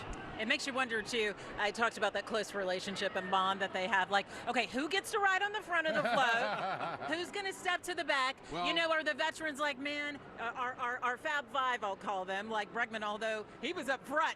He's like, I've done this before, but I'm going to hop back up front again. Was up front. I don't think anybody's going to argue with him. No. There's Chaz doing the Chaz chomp. Yeah. Chaz McCormick truly is a remarkable story. Playing in the Philadelphia area. He grew up in Westchester, Pennsylvania, 40 minutes outside Philadelphia. He was not highly recruited, goes to Millersville University, a Division II school that most people have probably never heard of. But the head coach there, John Sheehan, has now produced 2 major leaguers, Chaz McCormick and Tim Meza, who's pitching for the Blue Jays. It is one of the most remarkable stories in all of college baseball. All I know is that Chaz McCormick got a jump on a fly ball and got on the wall and took it down, and that was it. Yeah, the trophy being passed over to Aledmus Wait, Diaz now can as somebody well, too. tell me, how many trophies are there? Because I've seen 2 in the parade. Which, is it one? Well, maybe how many trophies are there? Maybe they bring out a replica for Must this be. instance, so they have 2, because the fans, they want a photo of the players with that trophy. Maybe there's not a real one out here in the parade, No. just in case. Maybe we learned our lesson after 2017 and our trophy, then the Commissioner's Trophy, taking a few dents and dings. And hockey fans in Houston are screaming, Stanley Cup, everyone gets to take it home. That's the best trophy. Everyone gets a piece of it. Right. But Christian Vasquez, we saw him with the trophy. He's won one before at the expense of the Astros. He won one with the Boston Red Sox. Yeah. Ouch. And you had to remind us, right? But we have to talk about where we've been to be able to get to today and celebrate today. That's really what makes it so much sweeter as well, too. Those bumps along the way just as much as those victories Now along the way. there's Verlander. We didn't see him when he went by. Did you see him? I didn't see him. I did not see there him. He is. Justin Verlander. Now, the time off from baseball, I think reset him. You're right. He has expressed how he's become more involved as a teammate, a mentor, and the way he sees the game. It just reset him that he truly appreciates everything now. Not to say that he didn't before, but he has gained a greater appreciation. Yeah, once you're away from the game for more than a year. And he will be your Cy Young Award winner at his age, coming off Tommy John surgery. Justin Verlander. Impressive. Now the big question is, does he stay? There's Dusty. Right. Hello. Right. Does he stay, or would he quite possibly retire at this point? Well, he's not going to retire. He's talked about pitching well into his 40s. Really? He is a free agent. He has a player option, which he will exercise, meaning he can test the market. Sure. But at this point, a guy like Justin Verlander, I'm imagining, has all the money he could possibly want. Winning, cementing his legacy as one of the all-time greats. What other team is there out there that can offer him the money and, more importantly, offer him a chance to win another World Series? Right. So, yes, the odds, one sportsbook says Verlander's odds of coming back are around 17%. Really? I dispute that. I think they're much higher. He also has a very personal, close relationship with the owner, Jim Crane, and that is how how Justin Verlander came back. Yeah, well, I will say this. We can live without him based on what I saw in these playoffs. We are loaded at But pitcher. do we want to live without him? I didn't say we want to. I said we could. You need all the pitching you can have. Yes, I agree. In fact, the Astros had to deal an arm, Jake Odorizzi, to free up more space in the starting rotation. Right. But Verlander, the big question is, how much longer can he sustain this type of success? Hard to know. At this level, Thus far, so good because of what he did this past season and finally getting that World Series win.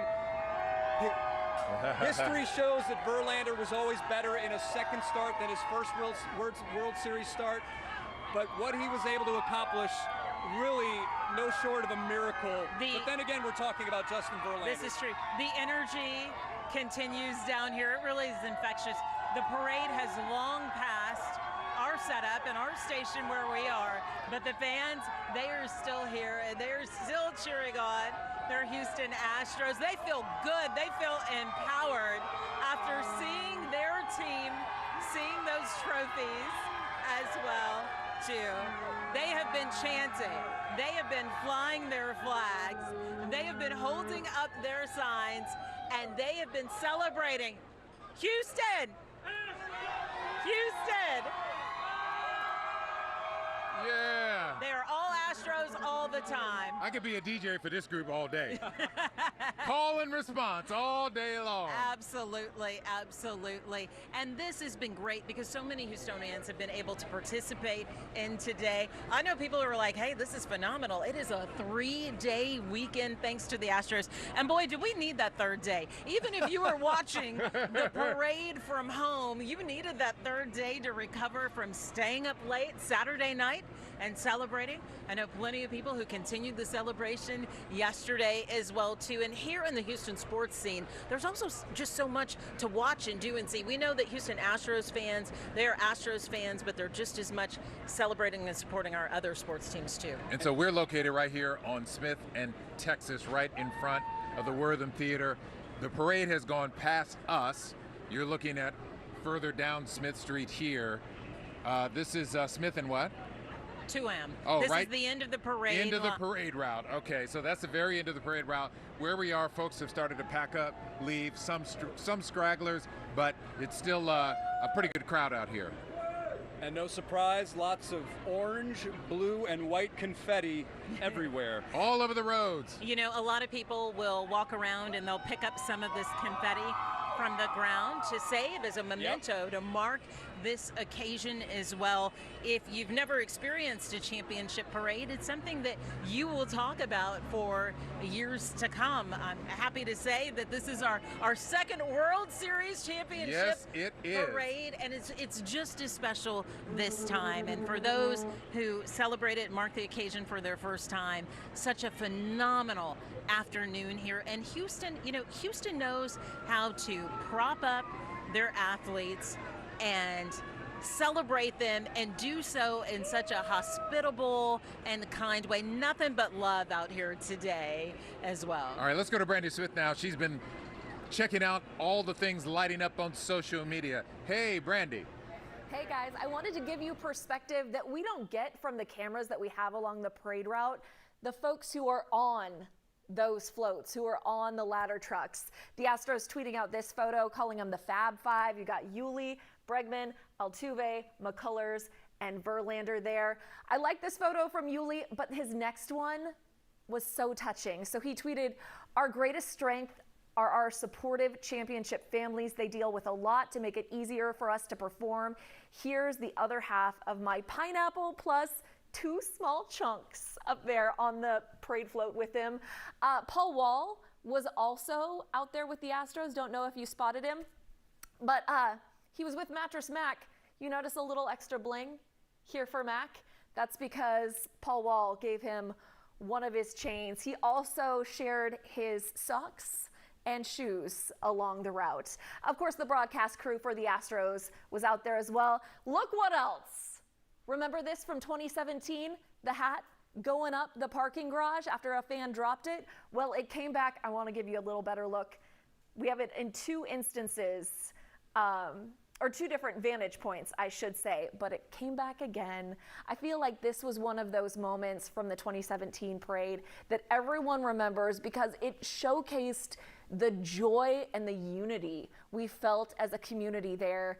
Neighbors helping neighbors out there rooting for their Astros. So many other photos coming in of folks heading down to the parade, getting ready, even if they weren't, you know, down there, downtown, midtown, repping from home if they could. This is something from this weekend, but I wanted to point it out. Last night, 8 p.m., people were loading up, waiting in line at the Astros team store to get that gear. And I feel like maybe a lot of us can share this sentiment.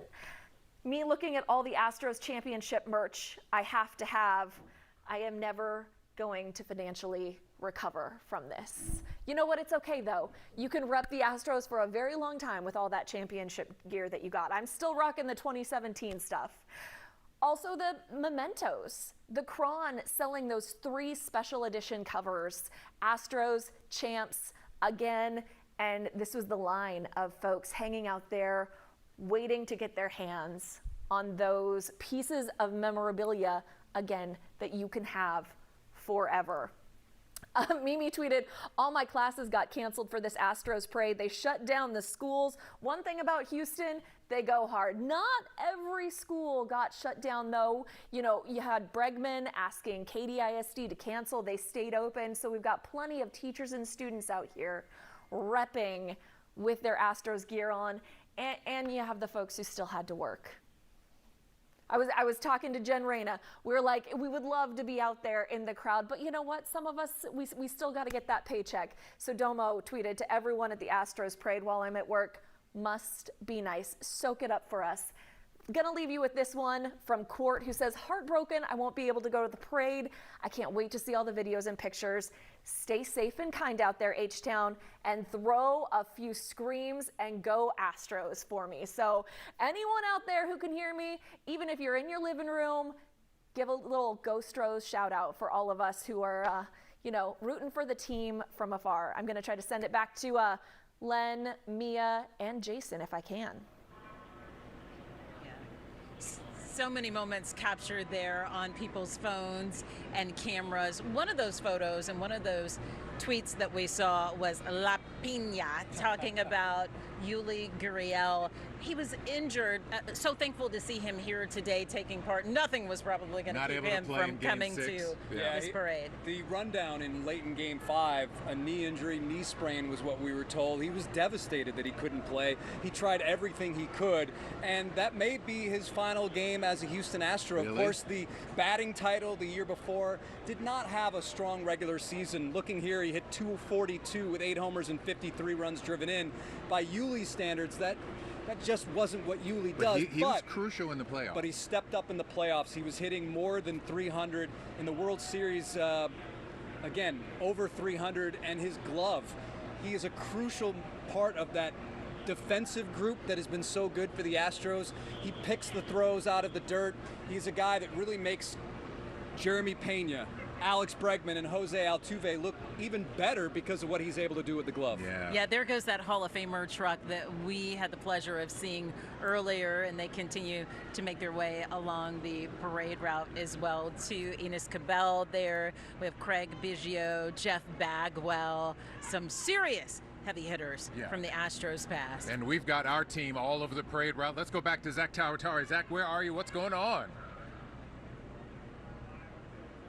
I'm at the corner of Preston and Louisiana. It's just half a block off the parade route. And let me tell you something. I don't think since the last out was recorded in the World Series, the party has just kept going for these fans, right? Party don't stop! We're still getting confetti. All right, so a lot of confetti here. We saw it coming down as the players were going by today, and I wanted to ask Alex here from Deer Park a question or two. Alex, tell me, what was this experience like today, seeing your team as World Series champ go by on the floats? It was a very incredible, we had a good time, being out here. Since 6 in the morning, we out here waiting for our champs, And one of the things I loved, and it's just, so indicative of Houston, everybody, all these Astros fans were just so kind and letting people come through. Nobody was pushing. It was just a very enjoyable atmosphere, right? Yes, it was. Yeah, no trouble at all. Everybody was peaceful, and we just had a blast. Go Astros!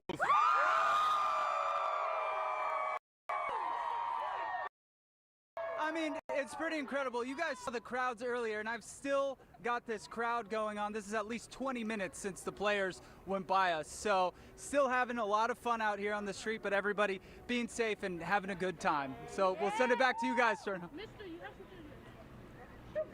Yeah, good times all in downtown Houston. Such an amazing time down here, reveling in the Astros victory with this Victory Day parade. We're on the front end of it, hence why the crowd is thinned out, but we still have a crew here representing, holding on strong. Hey, stay with us. Our parade coverage continues right after this.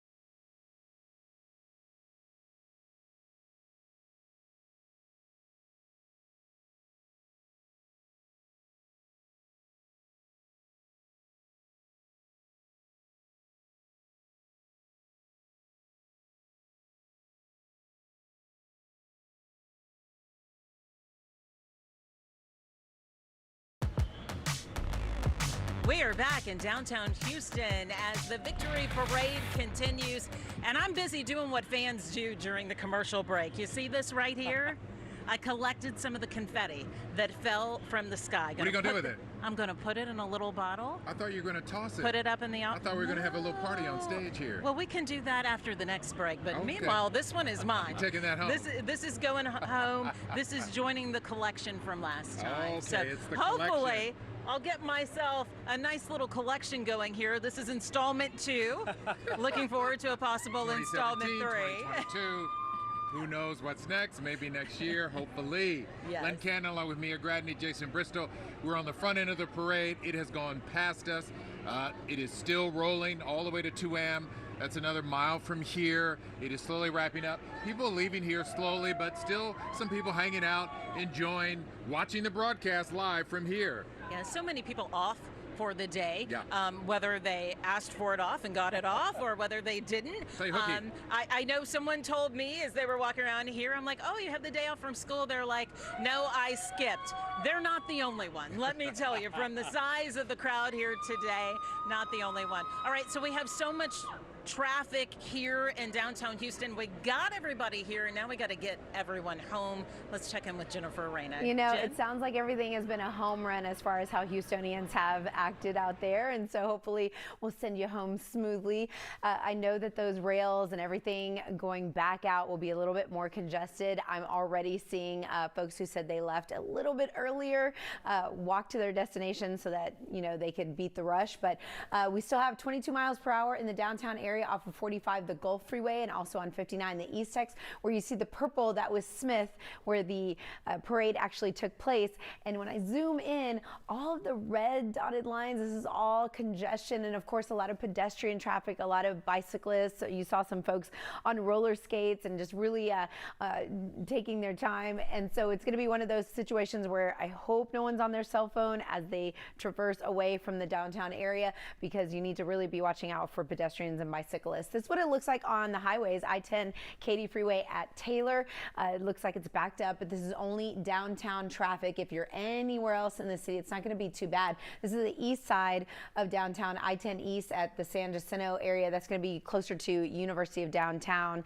And this is I-45 at I-10. You can still see the Smith exit is still blocked off by police presence, and I'm not surprised by that. They might reopen it until after 2 o'clock. Rest of the camera shots here don't look too bad. Like I said, the rest of the city is A-OK, but I'm wishing everyone well, and hopefully everybody enjoyed the parade, and I'll just send it back your way.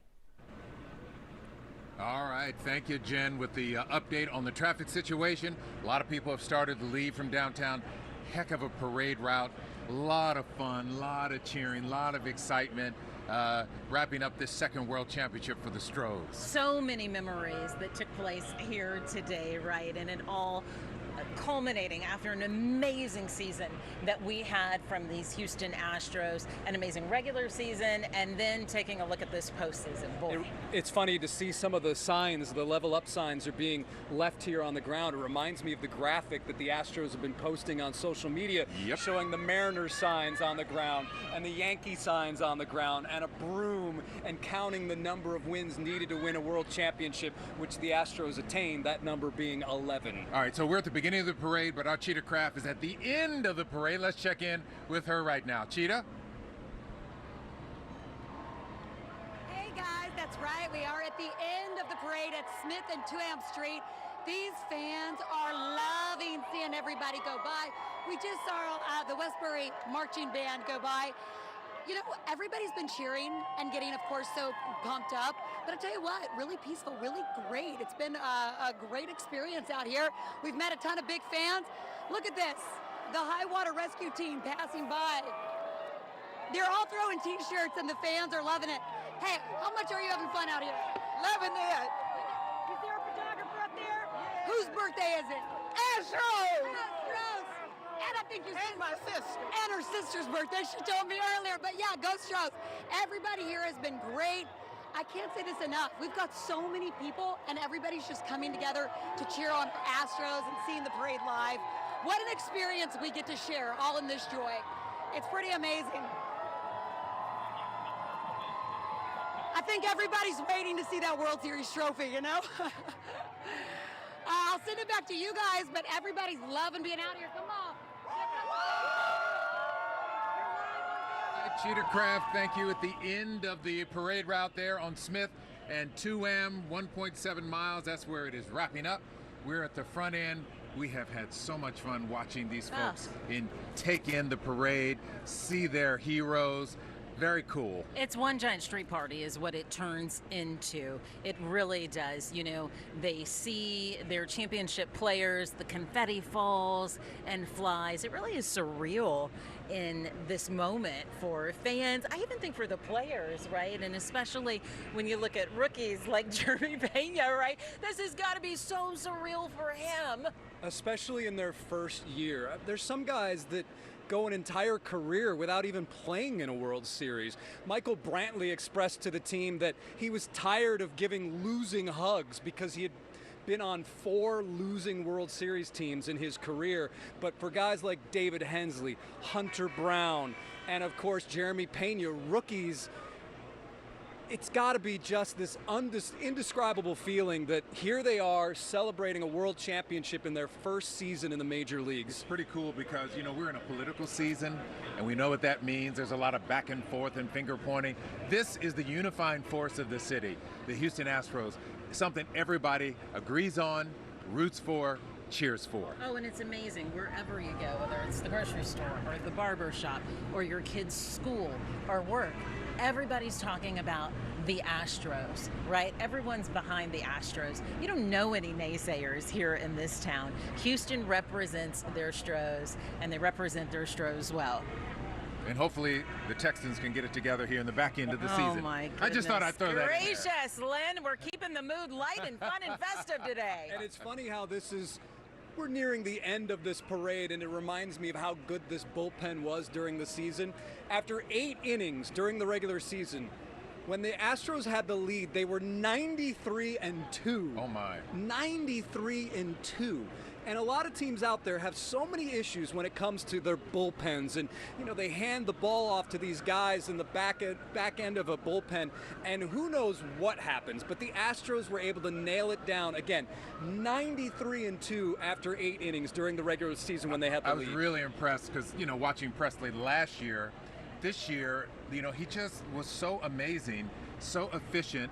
To me, so reliable, too. He's like Mr. Reliable. When he goes up to the mound, as a fan, I always feel like, okay, we're good. He was better this year than he was last year. He was. He had 33 saves this year, which I believe set a new team record.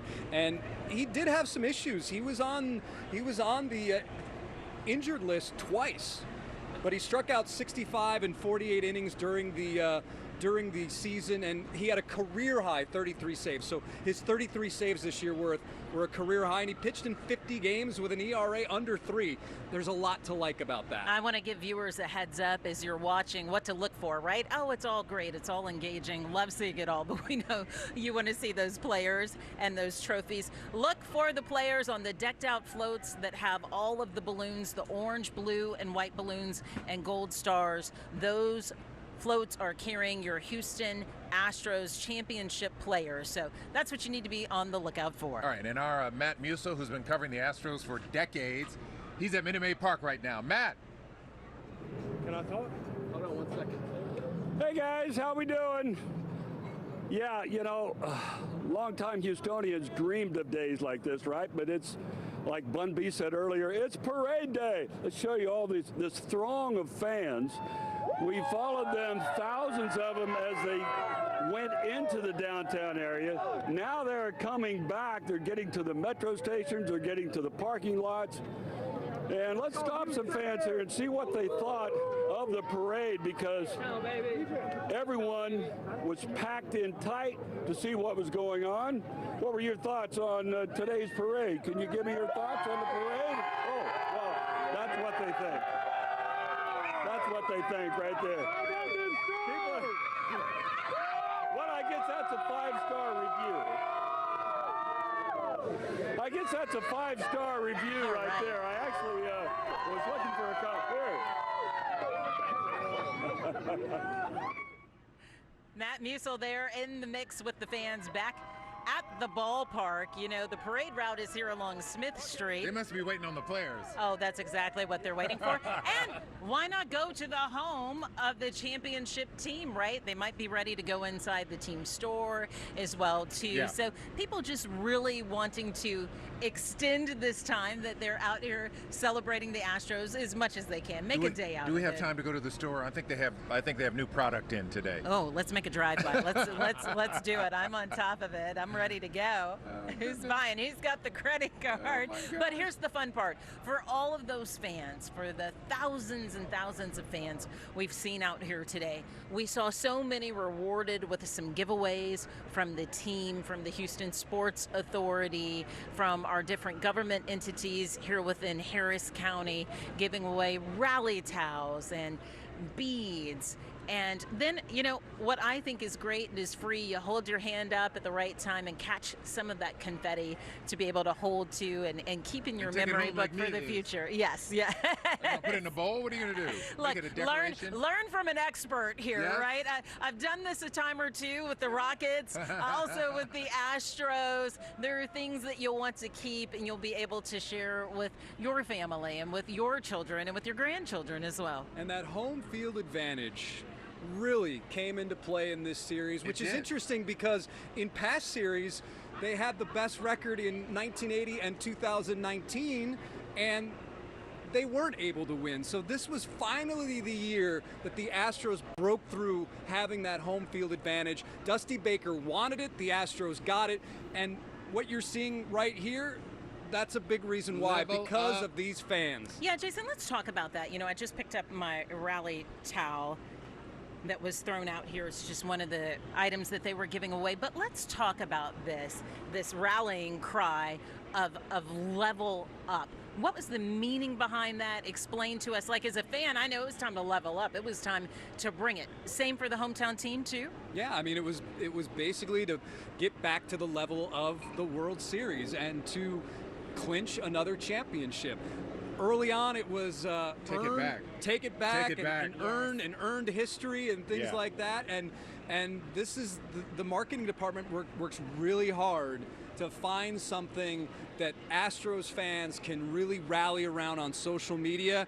And if you do #LevelUp, you're part of the club. Well, it's also a popular song. Yes, Lynn and I would be in the studio during commercial break talking about level up, level up, level up, level up, right? Exactly. Ciara action. So easy to get behind, but this is important because this creates a fan momentum and something that helps carry the team through the season and the series.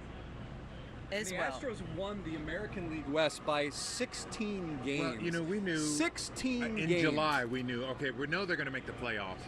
We know they're probably going to win their division.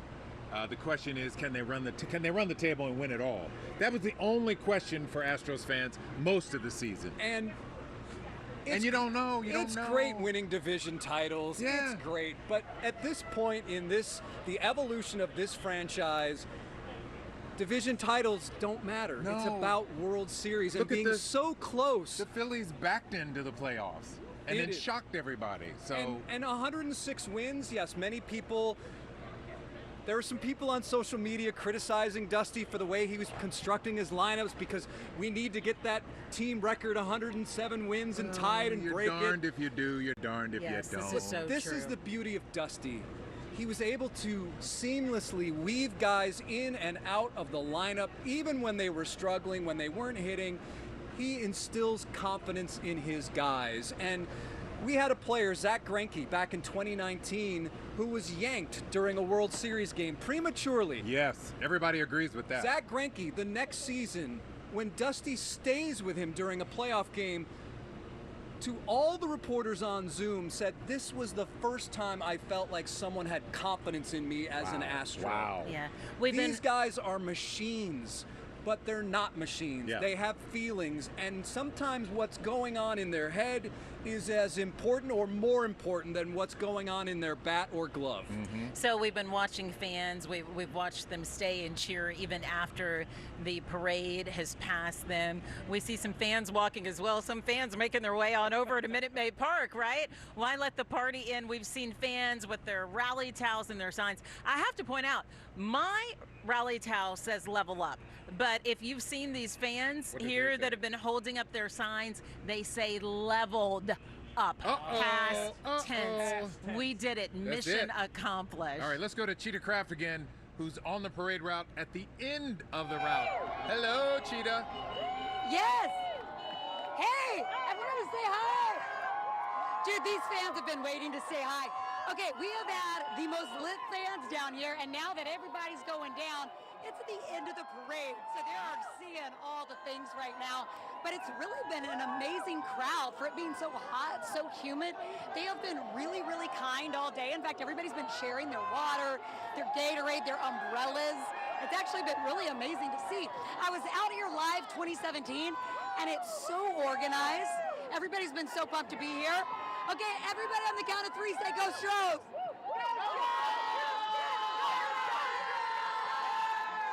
Okay, so our photographer's obviously really high. So as they see everybody pass by, they're giving the wave. We've been shouting all morning. So hopefully you're feeling the energy from our TVs. But go Astros. I can't believe we did this again. 2022, all these fans, the best fans in the entire world, the kindest people, and the biggest diehards. We have plenty of families that were here, children, parents, grandparents, that they were all already here for 2017. So it's back to back, they're enjoying it. Guys, everybody look up and say, hello.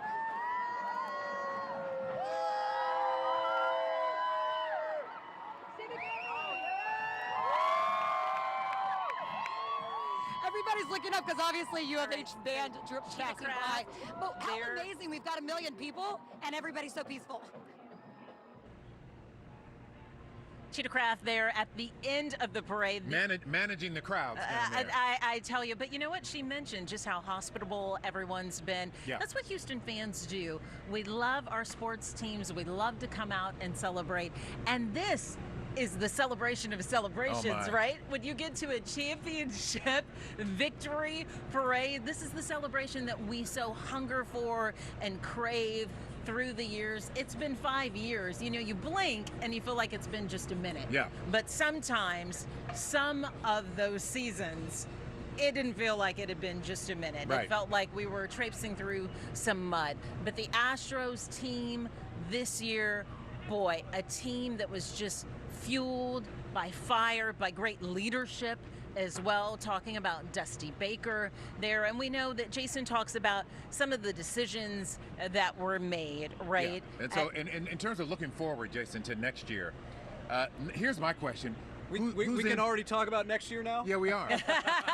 Our Superstitions. Can't enjoy this yet? We got the trophy. Now what's next? I sound like a manager. Yeah, Dusty you Baker's do. like, can you let me enjoy this before we start thinking about next year? Who's in, who's out next year? Well, the starting lineup? Brantley, free agent. Oh. Christian Vasquez, free agent. Yuli, free agent.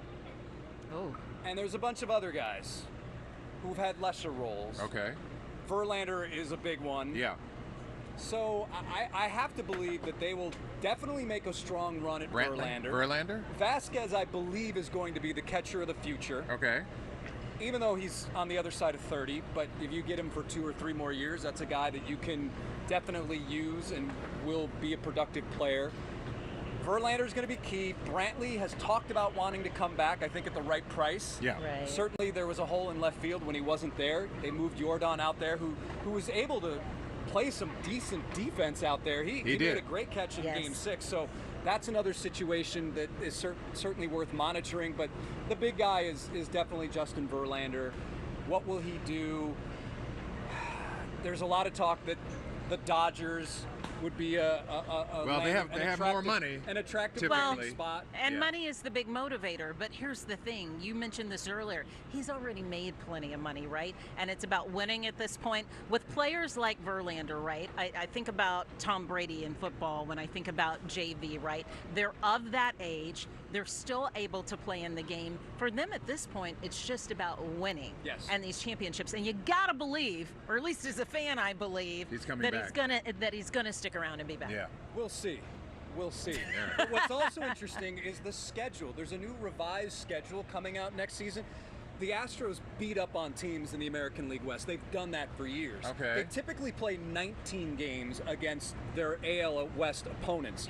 The A's, the Angels, Mariners, the Arlington team. Okay. They beat up on those teams. Next year, they're only going to play 13 games against those teams. Okay. So that's going to be a bit of a difference as well. So they win the division by 8 games instead of 15. Yeah, that's it. That's fine. But the first game is going to be against the Chicago White Sox. It's on March 30th. It's the 4-game opening series, the first time that the Astros have opened the season against Chicago. The White Sox are a team that really struggled this year. They will have a new manager. They are very talented in the AL Central, but mark your calendars. That's when it'll be baseball, here before you know it. It really will. We'll have the holidays, second. and we'll look up, and it'll be time for spring training. Yeah.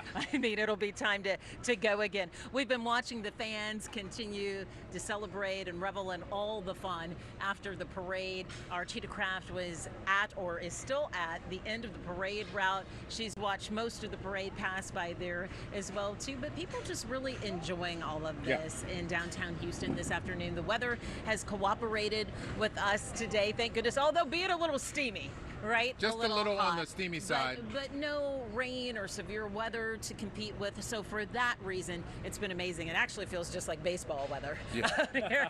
So maybe perhaps it is fitting that today was so warm, but that didn't stop people from coming out and enjoying. Can't wait to hear the final numbers, the estimates on just how many people showed up today to celebrate the Houston Astros and their championship. All right, let's go back to Zach Tawatara. He's one of our reporters on the parade route. Zach.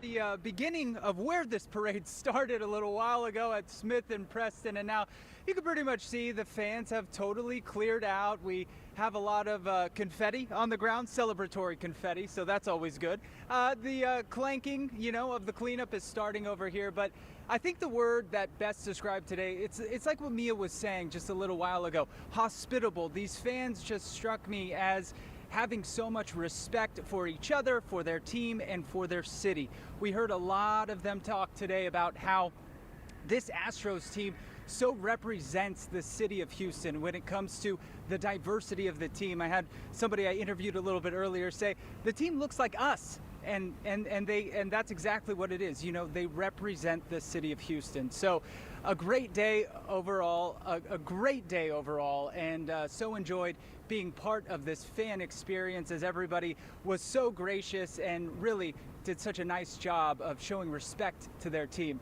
And now we're going to go back to Cheetah Craft right now. She's with more fans, I believe. Are you kidding? We have got the best fans, but not only that, this crowd is about to crazy. We have the World Series champions about to roll up at the end of the parade. Smith and Dewan, take a look at this. Oh, this crowd, I can see them. They've got the trophy. They have been waiting for this moment since about 5, 6 a.m. this morning. And they're just right down their way. So we're all excited to welcome our World Series champs. We saw Andre Johnson just a little bit pass through. And what a crowd. I mean, this crowd has been unbelievable. They've all got their cameras. It's like a sea of fans and cameras here, ready to give our World Series champs the biggest round of applause. Oh, I see Bregman. Here we go. This is it.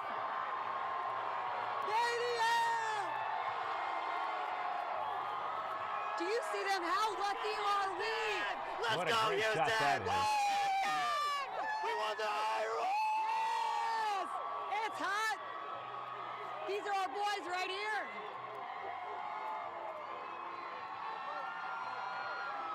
Yes. Okay, World Series champions. We're welcoming them in 2022, baby. This is it. Space City knows how to do it. I mean, this city has come together for the most special day. It's hot, it's humid. The tons of kids are here. How great is this, y'all?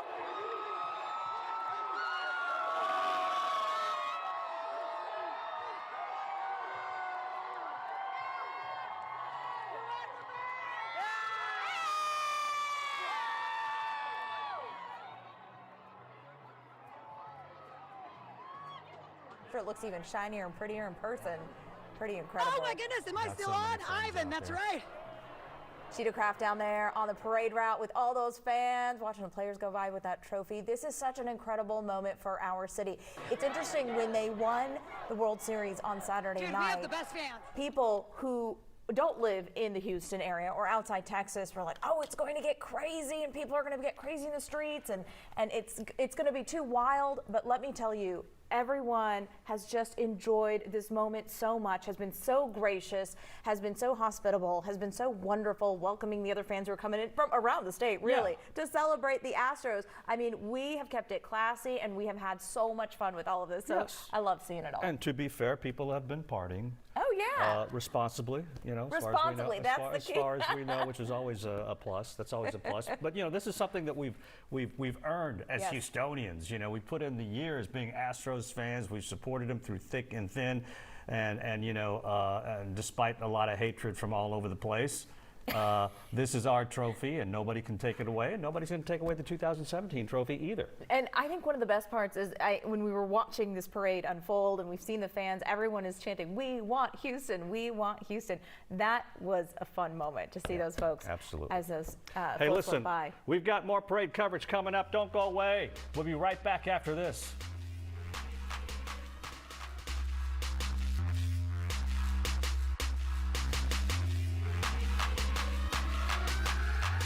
KHOU 11 has all your parade coverage. You can show off your fan photos by texting 713-526-1111. Sponsored by Academy Sports and Outdoors.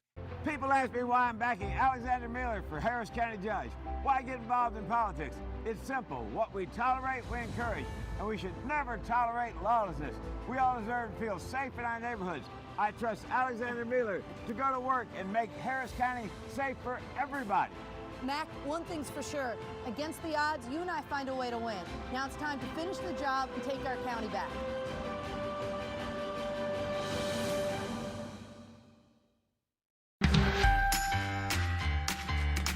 Paula and Joaquin are a softball family. I guess we had a chance to spend some time with my daughter. From T-ball to now, it's just grown so much.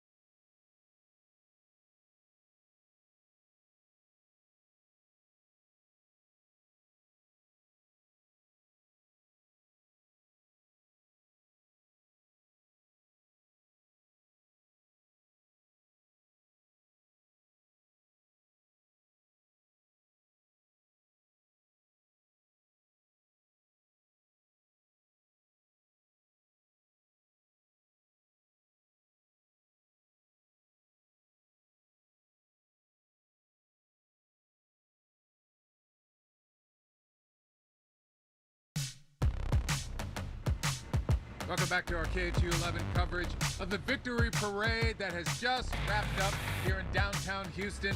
I'm Len Cannon, along with Mia Gradney, Jason Bristow. We've had a ball out here. We've been here since 10 this morning, bringing you the pre-parade, leading up to the parade, and all the festivities through the parade. Now you could say this is the after party, right? The crowd is cleared out here. We have a few folks still hanging with us Diehards as well. We're at the far north end of what was the parade route, just 2 blocks south of the start. Our Cheetah Craft has been at the end of the parade route. Let's check back in with her now to see if the fun is still going. Dude, Justin Verlander just about to get in the truck. All the guys, we're welcoming our World Series champions back. Now here's KHOU. Look at the fans. This is what they have been waiting for. The end of the parade. Our guys getting off. How pumped are you to see these guys? Look at this. We're welcoming our World Series champions. You see my colors. Again, Altuve! World Series, baby! Yeah! Dude, you're the man. What a series, what a ride. And these guys, how gracious are they? It's unbelievable to talk and talk to the fans. They've been high-fiving. I mean, the best fans, the best players. There's Dusty. Oh, what an incredible ride. Again, the end of the parade. This is Smith and 2M. Some of these fans have been out here since 5, 6 a.m. this morning, and this is what they have been waiting for. To see the players, to see Dusty, to welcome their champions right here at home. Oh, what a feeling. I got to get the crowd.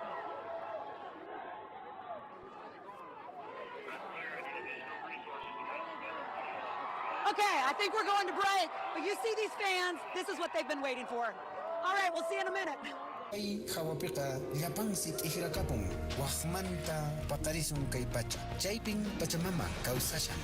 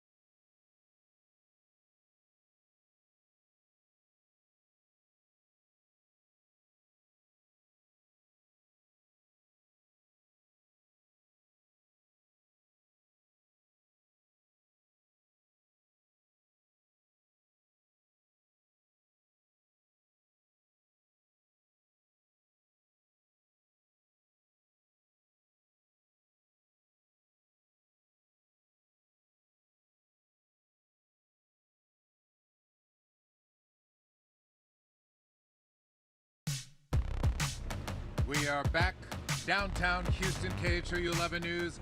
Our victory parade coverage for our championship, Houston Astros. We got one or two folks still lingering here on Smith Street near Texas Avenue. Lynn Cannon, Mia Gradney, Jason Bristol, welcome. We've been having a ball. We are getting close to the end of our coverage. We are here in the heart of Houston, where we've been celebrating Houston's heart today. Talk about those World Series champion Astros. So many people lined the streets to get a glimpse of the team. Right now, Sherman Chow is giving us a recap and review, a close-up and personal look with some of the players. Can you hear the roar of the crowd? I'm going to tell you what. Take a look behind me. The confetti cannons have been spraying behind me, and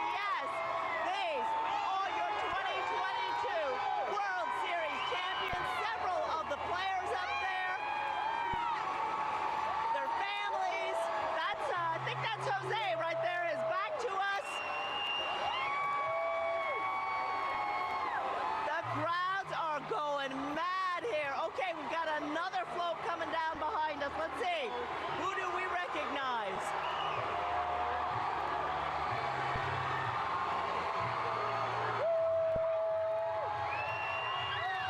OMG. His back to us. Martin Maldonado. You see that distinctive mohawk haircut he's got? He dyes that every series.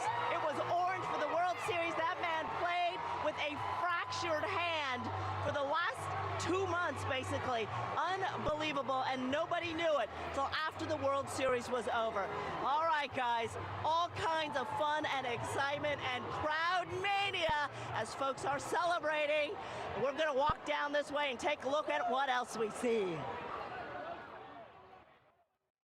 So much to take in, really. I mean, with each and every single one of those floats, especially when we started seeing the Astros players make their way along the and procession, a few other athletes right? too, like Adrian Peterson. I know. Back, hey, retired. and a few artists as well too. Slim Thug was on the tour bus as well with some of the Astros players. So you never know who you'll see, and you're going to see more right after this break.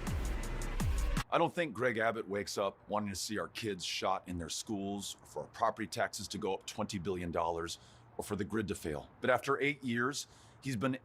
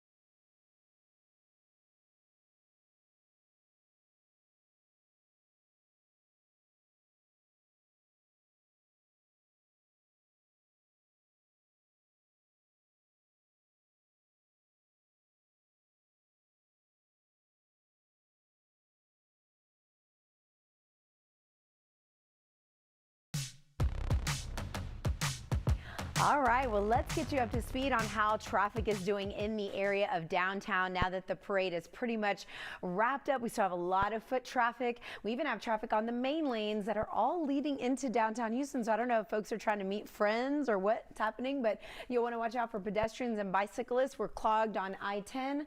45, 59, the East Tex Freeway, but very close to the downtown area. All of the streets, though, are still heavily populated from the north part, all the way from Studemont west, parts of Houston Avenue, Washington, Memorial Drive, all of it even down to Midtown is super, super clogged. So please be on the lookout for extra pedestrians. And we have traffic on those main lanes. So we will be right back with more coverage. Go Astros!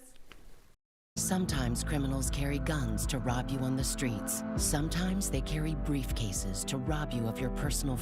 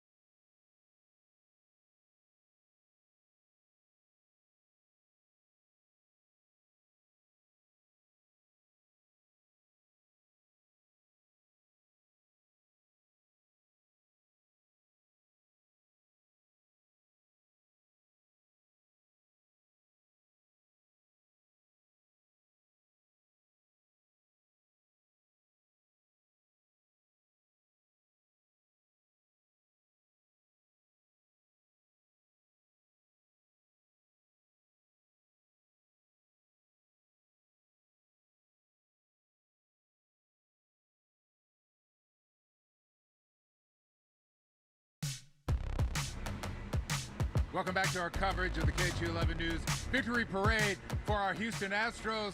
Can I say it? The party's over. Yeah, it's pretty much a wrap, especially from our location here at the north end of what was the parade route. But what a time it's been So exciting. for fans who came out today. It was worth the trip. It was worth taking the day off from the office. It was worth all those school districts letting kids out for the day to come down here and experience all of this, from seeing the players and the trophy to having the confetti fly. Got to be great for you, Jason, because you're on the road with the team in the playoffs. Yeah. It's a lot of work, a lot of analyzing. You cover them all season long. You get to kind of sit back and enjoy the celebration today. It's also nice to see the players more relaxed. Yeah. These guys are relaxed, but it's a different kind of relaxed during the season. And the postseason, obviously, it's amped up to a way different level. But it's nice to see these guys take a breath, exhale, pause, exhale, and really enjoy all of their hard work, not just during the season, but during the off season, spring training, those Grapefruit League games when it's 95 degrees in Florida, getting ready for the season to start, and all the pitchers fielding practice that no one wants to do, but it's so important during the playoffs. Yeah, we found and that crucial out. moments, right? Oh, but boy, now is it. it's the drive for 7, lucky 7 playoff appearances. If the Astros are able to do it next year, it'll be 7 in a row. We have faith, we have confidence, they're looking good. If the majority of the team comes back, which we hope and anticipate, so will be the case. As you're looking here at live video as we continue, almost closing time here in downtown Houston for our parade coverage. People filing out of downtown Houston after spending their morning here and early afternoon. So many people got out here early, starting at 6 a.m., and it was worth it for them. When the playoffs started, I posted on Instagram, get ready for the excitement and the unpredictability of playoff baseball. Boy, oh boy, did we live up to that. That is the game, and that is the game that we love so much and that we have loved to celebrate, a World Series championship for our Houston Astros. It's been fun, folks. Let's do it again next year. We'll see you later today at 4 o'clock.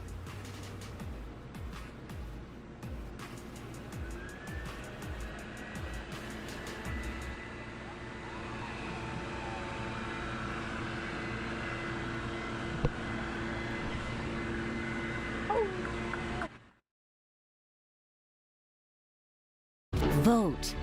Learn how. Text now.